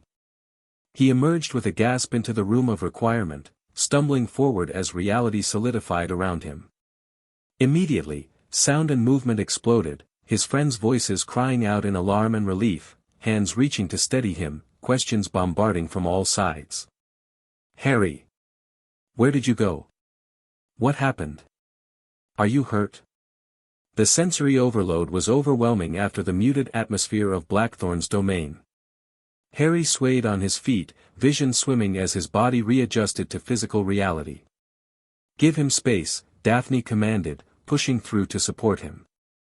Canvas walking transitions are disorienting even under normal circumstances. They guided Harry to a nearby chair, where he slumped gratefully, the room still spinning slightly around him. Water, he croaked, throat unexpectedly dry. Hermione conjured a glass, which he drank greedily.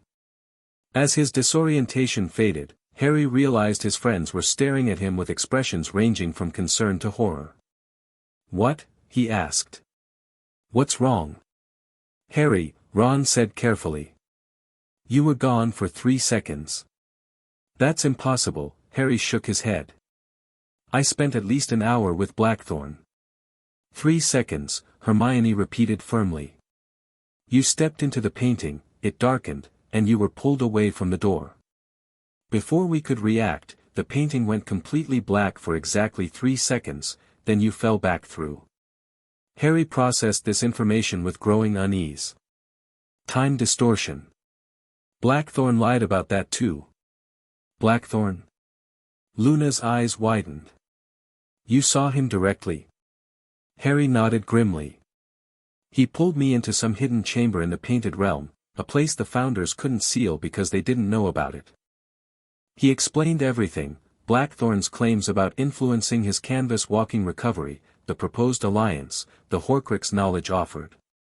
When he finished, his friends exchanged alarmed glances. Harry, look at your hand, Daphne said quietly. He glanced down and froze in shock. His right hand, the one that had held his wand in the Painted Realm, had a subtle but unmistakable painted quality. The skin tone was slightly too uniform, the lines and details simplified as if rendered by an artist rather than formed by nature. What's happening to me? He whispered. Bleed through, Luna answered gravely. Extended exposure to deep painted reality affects physical form. Mother's journals warned about this. Canvas walkers who stayed too long began to transform. Transform into what? Ron asked, looking horrified. Into painted beings, Daphne explained. Neither fully real nor fully painted, exactly what Blackthorn was attempting before the Founders contained him. Harry stared at his altered hand. Will it spread? It might stabilize, Luna offered hopefully.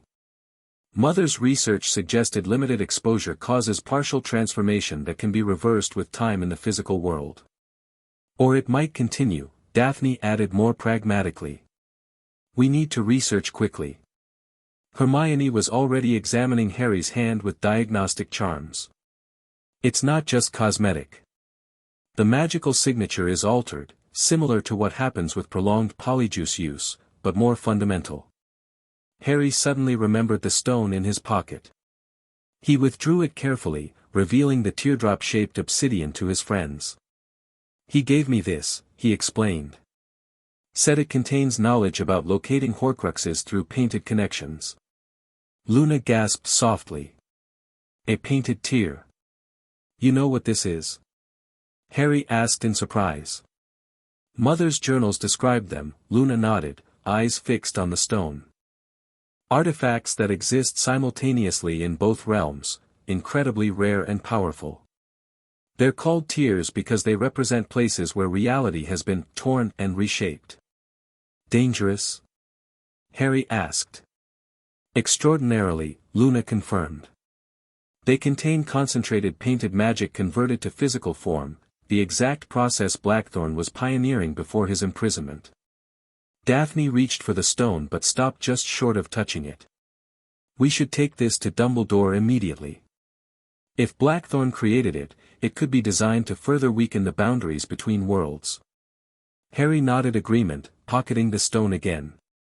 The partial transformation of his hand troubled him deeply.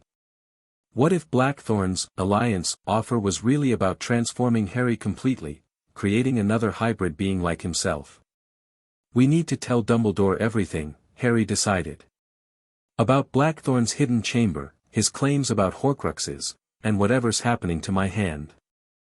As they prepared to leave, Harry paused before his door painting, which had returned to normal appearance with no sign of the dark corridor that had appeared. Something tugged at his memory, something important Blackthorn had said. He mentioned that canvas walking creates temporary thinning points in the barriers, Harry recalled. That he's been collecting that energy for months. For what purpose? Hermione asked. He didn't specify, Harry frowned. But he seemed confident about eventually breaking free, even with the Founder's reinforced containment. An unsettling thought struck him. What if my reconnection with canvas walking was exactly what he needed? The final energy collection to break through completely? We need to move quickly, Daphne urged. If Blackthorn is planning something immediate, she was interrupted by a tremendous shuddering that ran through the castle, not a physical earthquake but a magical disturbance that made the very air vibrate. The paintings on the Room of Requirements walls rippled as if made of water, colors briefly inverting before settling back to normal. What was that? Ron gasped. Hermione ran to the door and pulled it open. The corridor beyond was chaos, students shouting in confusion, portraits along the walls fluctuating wildly. Some showed their normal subjects, others had gone completely black, and a few displayed environments that didn't belong in their frames, as if different paintings had been shuffled randomly. It's starting, Luna whispered. The barriers are failing. Dumbledore's office was a flurry of activity when they arrived. Several professors huddled around a large magical map of Hogwarts, while portrait headmasters flitted anxiously between their frames, reporting disturbances throughout the castle. Ah, Harry, Dumbledore looked up from the map, expression grave. I suspected we might see you shortly. Professor, Harry began urgently, it's Blackthorn. He's breaking through the barriers between worlds. Indeed, Dumbledore nodded. The painted realm appears to be bleeding into our reality at an alarming rate. Portraits throughout the castle are malfunctioning, and we've had reports of painted objects manifesting physically before dissolving again. Harry quickly explained his encounter with Blackthorn, showing his partially transformed hand and the obsidian teardrop. Dumbledore examined both with intense concentration, his normally twinkling eyes serious. A painted tear, he identified the stone immediately. Extremely dangerous and precisely what Blackthorn would need to create a permanent breach. He said it contained information about tracking Horcruxes, Harry explained. A clever lure, Dumbledore replied. While the stone likely does contain such knowledge, its primary purpose would be to serve as an anchor point, a fixed connection between realms that wouldn't close like normal canvas walking transitions. Professor McGonagall approached, looking harried. Albus, the disturbances are intensifying. Painted fire from a landscape on the third floor briefly manifested physically, we had to evacuate the corridor. Implement the containment protocol, Minerva, Dumbledore instructed calmly. All paintings to be covered with the specialized cloths we prepared after the previous incidents. Priority to the largest portraits and those showing unusual activity. As McGonagall hurried away, Dumbledore turned back to Harry. The teardrop stone must be neutralized immediately. It creates a permanent thinning point wherever it exists. He extended his hand, and Harry placed the stone in his palm. Dumbledore examined it briefly before enclosing it in a small silver box covered with intricate runes. This will temporarily dampen its effects, he explained. But proper neutralization requires more elaborate measures. What about my hand? Harry asked, flexing his partially painted fingers. The transformation hadn't spread, but neither had it receded. Dumbledore studied the alteration with concern. Magical transformation of this nature is beyond simple reversal spells. We must address the source, Blackthorn himself. Another magical tremor shook the castle, stronger than the first. Books fell from shelves, and several delicate silver instruments on Dumbledore's desk shattered spontaneously. The breaches accelerate, Dumbledore observed grimly. We have hours at most before painted reality begins manifesting permanently in our world. How do we stop it? Hermione asked. The barriers must be reinforced from both sides simultaneously, Dumbledore explained. A coordinated magical effort from our reality matched with equivalent power from the painted realm. The Founders reinforced it last time, Harry recalled. Yes, but they are now merely painted echoes of themselves, with diminished power, Dumbledore replied. And the connections to their portraits have been sealed. Harry felt a dawning realization. But I can still canvas walk. I could re-enter the painted world, find the Founders again. Too dangerous, Daphne objected immediately. Extended exposure clearly affects your physical form. Another prolonged visit might transform you permanently. She's right, Dumbledore agreed. And Blackthorn would undoubtedly be watching for your return, hoping to use your canvas walking to widen the breaches further. Then what options do we have? Ron demanded. Dumbledore sighed heavily. We must implement the Hogwarts painted containment protocol, a measure created shortly after Blackthorn's original imprisonment.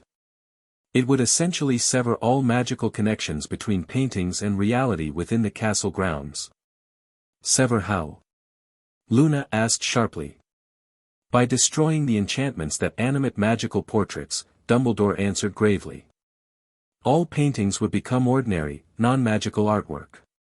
The implication struck them all simultaneously. Every portrait in Hogwarts, the Fat Lady, Sir Cadogan, the past headmasters, would lose their animation and consciousness. Centuries of magical history and preserved knowledge, gone in an instant. There must be another way, Hermione protested. If there is, we must discover it quickly, Dumbledore replied. The containment protocol is our last resort, to be implemented only if breaches become life-threatening to students. Harry looked down at his transformed hand, an idea forming. What if we used Blackthorn's methods against him? How so? Dumbledore asked, eyebrows raised. He's using painted objects converted to physical reality to weaken the barriers, Harry explained. What if we reverse the process? Convert physical objects into painted form to strengthen specific points. Luna's eyes widened. Mother theorized this was possible. Canvas walkers transferring real objects into paintings permanently, anchoring the boundaries instead of weakening them. Creating counter-tiers, Daphne realized, catching on quickly. Strategic reinforcement points that would balance Blackthorn's breaches. Dumbledore considered this thoughtfully. An innovative approach. But it would require a canvas walker to place these anchor objects precisely where the barriers are thinnest, directly confronting Blackthorn's influence. I can do it, Harry stated firmly. I've entered his domain once already. I know what to expect now. It remains enormously dangerous, Dumbledore warned. And we would need objects of significant magical power to serve as anchors. The Founder miniatures, Hermione suggested suddenly. You said they transformed after the containment spell, they already contain balanced Founder magic. Dumbledore's eyes lit with rare hope. Brilliant, Miss Granger. The miniatures have indeed preserved concentrated essence of each Founder's magic, precisely the balanced power needed for anchor points. Another, more violent tremor shook the castle. Through the office window, Harry could see strange phenomena manifesting over the grounds, patches of sky briefly showing painted landscapes, trees shimmering with unnatural colors. We must act immediately, Dumbledore decided. Harry will canvas walk with the miniatures, placing them at strategic barrier weak points. Meanwhile, we will perform the reinforcement spell from this side, coordinating the timing precisely. I'm going with him, Daphne declared firmly. Everyone turned to her in surprise. That's impossible, Dumbledore replied gently. Only Harry possesses canvas walking ability. Not necessarily, Luna interjected dreamily. Mother's research suggested canvas walkers could temporarily extend their ability to others through direct physical contact during transition. It's never been reliably documented, Dumbledore cautioned. I'm willing to risk it, Daphne insisted. Harry needs someone watching his back in there, and I know more about painted magic theory than anyone else here. Harry looked at her, surprised by her determination but grateful for it. She's right. I'll need help placing the anchors correctly. Dumbledore studied them both, then nodded slowly. Very well. But time is critical, you must enter the painted realm immediately. He retrieved a wooden box from a cabinet and opened it to reveal the 4 miniature portraits, each now showing different magical knowledge as described earlier. These will serve as your anchors. Place them at the 4 cardinal points of Blackthorn's domain, wherever the barriers feel thinnest. How will we know when you're casting the reinforcement spell from this side? Harry asked. You'll know, Dumbledore assured him. The magical resonance will be unmistakable when our spells align with your placement of the anchors. As they prepared to leave, Dumbledore added one final warning: be vigilant against Blackthorn's influence. He will undoubtedly offer knowledge, power, anything to prevent your success. Remember that his painted magic can affect you directly now, as your hand demonstrates. Harry nodded grimly, pocketing the miniatures. We'll be careful. They returned to the room of requirement, which had transformed into a protective chamber with Harry's door painting at its center. The room had intuitively understood their needs, providing magical reinforcements against painted bleed-through effects. Ron, Hermione, and Luna would remain to guard the exit point and coordinate with Dumbledore. Before stepping toward the painting, Harry turned to Daphne. Last chance to reconsider, he offered. Once we're in there, I don't know if I can guarantee your safety. I don't recall asking for guarantees, Potter, she replied with a hint of her usual cool demeanor, though her eyes showed nervousness. Besides, someone needs to make sure you don't do something recklessly Gryffindor in there. Harry couldn't help smiling despite the circumstances. He held out his hand, the non-transformed one. Ready? Daphne took it, her fingers intertwining with his. As I'll ever be. They approached the door painting together. Harry felt the familiar tingle as his magic connected with the painted surface, but now concentrated on extending that connection through his and Daphne's joined hands. Focus on staying connected to me, he instructed as they reached the canvas. Visualize your magic flowing alongside mine, not fighting against it. With a deep breath, Harry stepped forward, pulling Daphne with him. The transition stretched longer than usual, resistance pushing against them as reality fought to keep Daphne in the physical world. For a terrifying moment, Harry felt her hand slipping from his grip, then with a sudden release of tension, they both tumbled into the painted realm, landing ungracefully on the hillside Harry had created. It worked. Daphne gasped, looking around in wonder. We're both here. Harry helped her to her feet, relieved the transition had succeeded but immediately noticing concerning changes in his painted environment.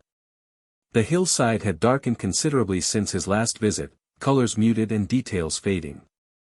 The sky showed ominous rifts, tears in the painted reality where other scenes were visible, flickering like broken television signals. The deterioration is worse than I expected, Daphne observed, professional assessment overcoming her initial awe. The entire painted realm is unraveling. We need to find Blackthorn's domain, Harry said. The dark corridor that appeared before, it should be, he stopped, spotting the familiar passageway manifesting at the bottom of the hill, black walls, blue-flamed torches, and that distinctive blue door standing open in invitation. There, he pointed.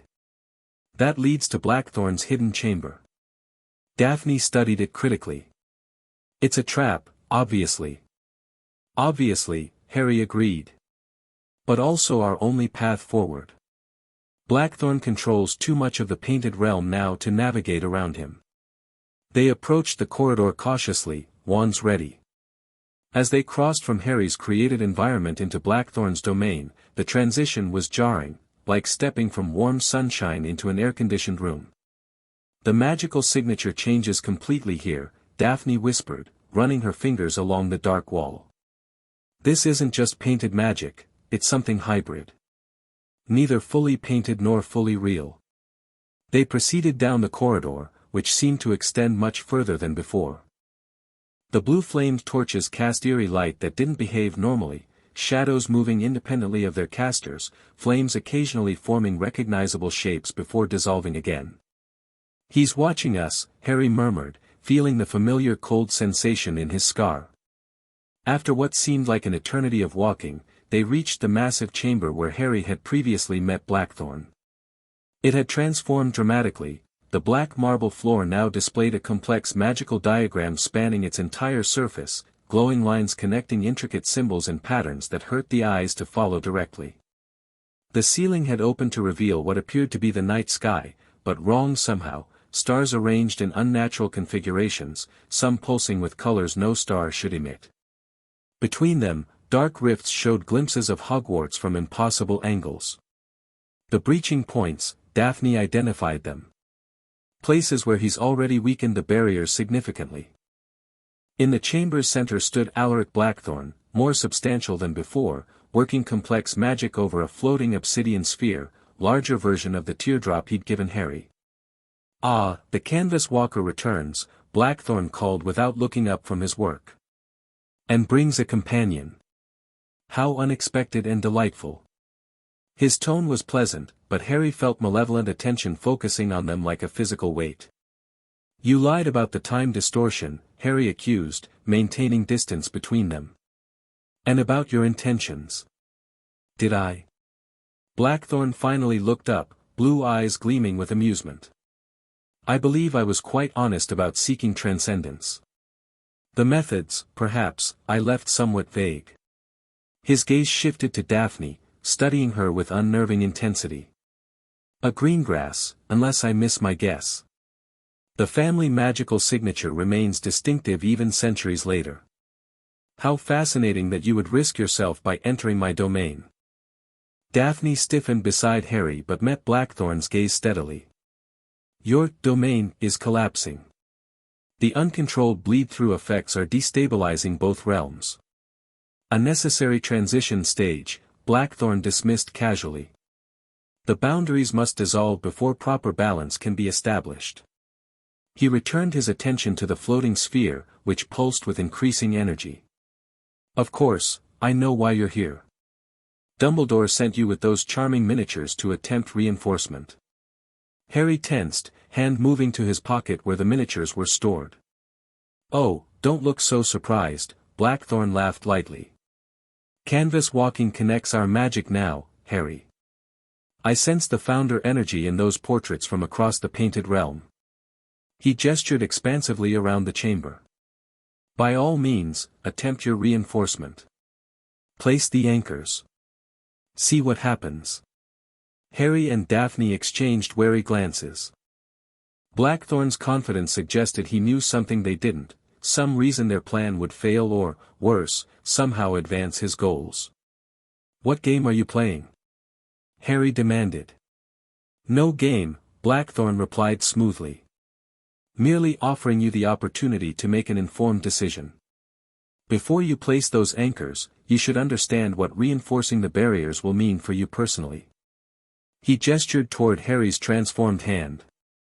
"The painted magic has begun integrating with your physical form. Remarkable adaptation, your body accepts the transformation more readily than any subject I've studied." "Can it be reversed?"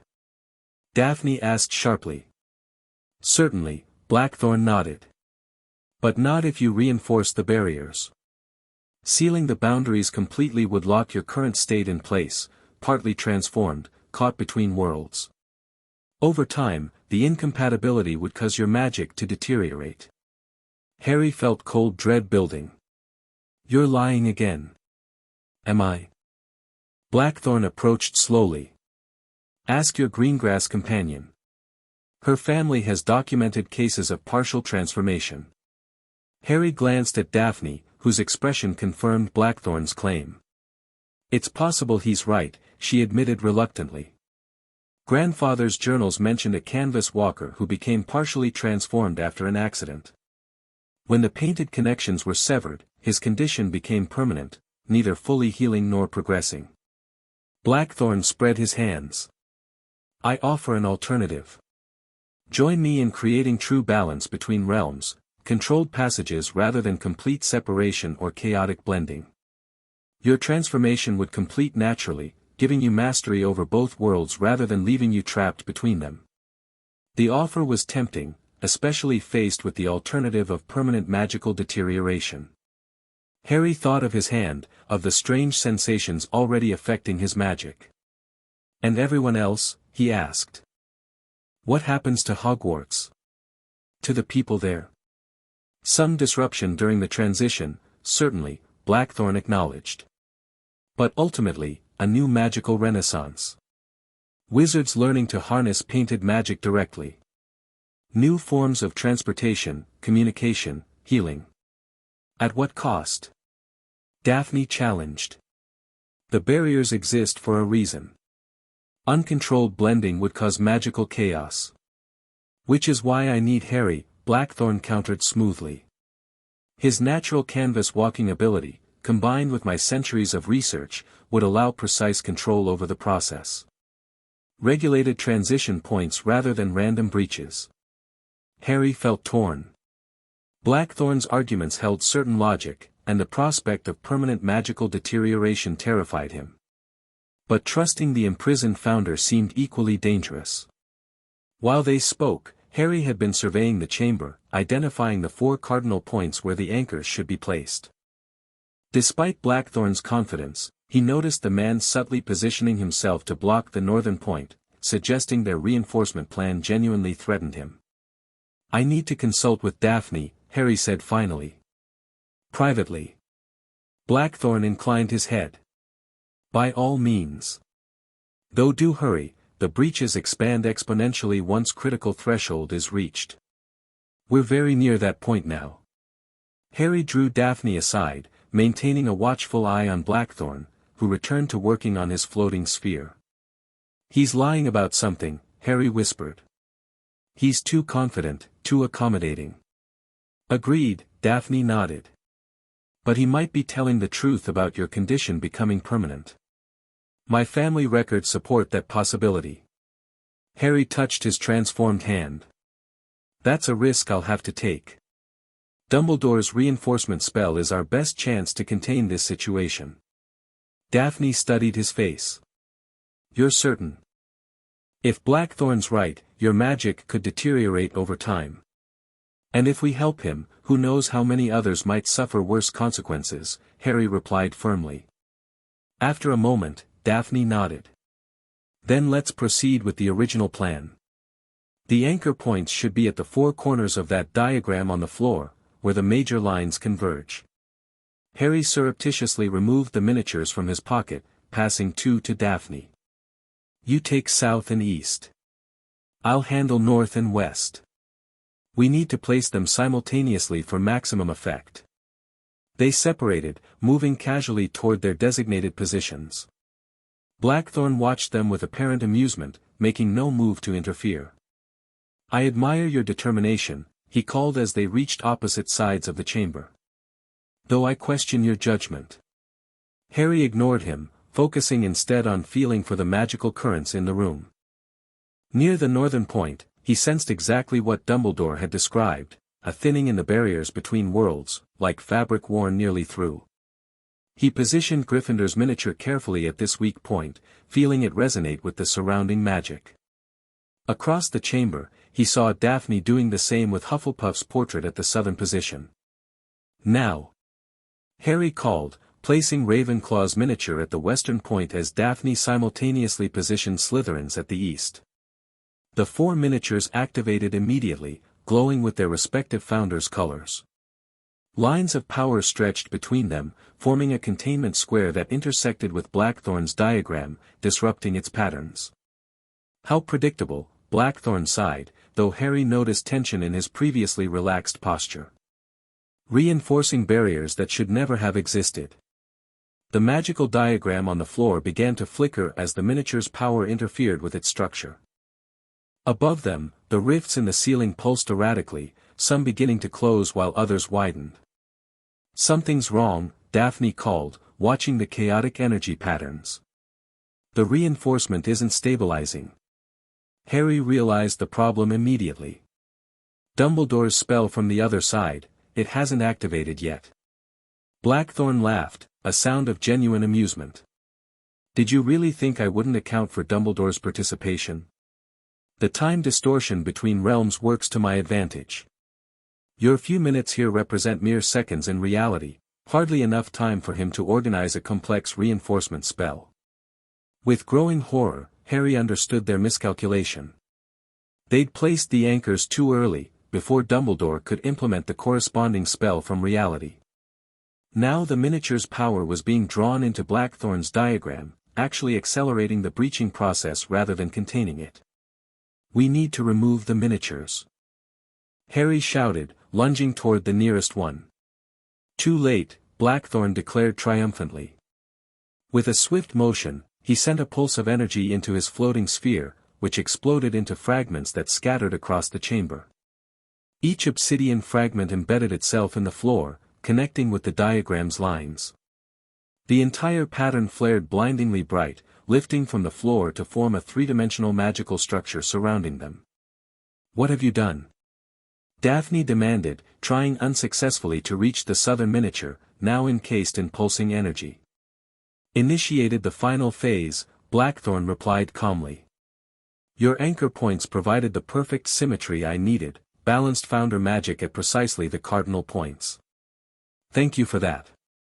The chamber began to shake violently, walls cracking to reveal swirling chaos beyond, not darkness, but a kaleidoscopic blend of painted and real elements colliding impossibly.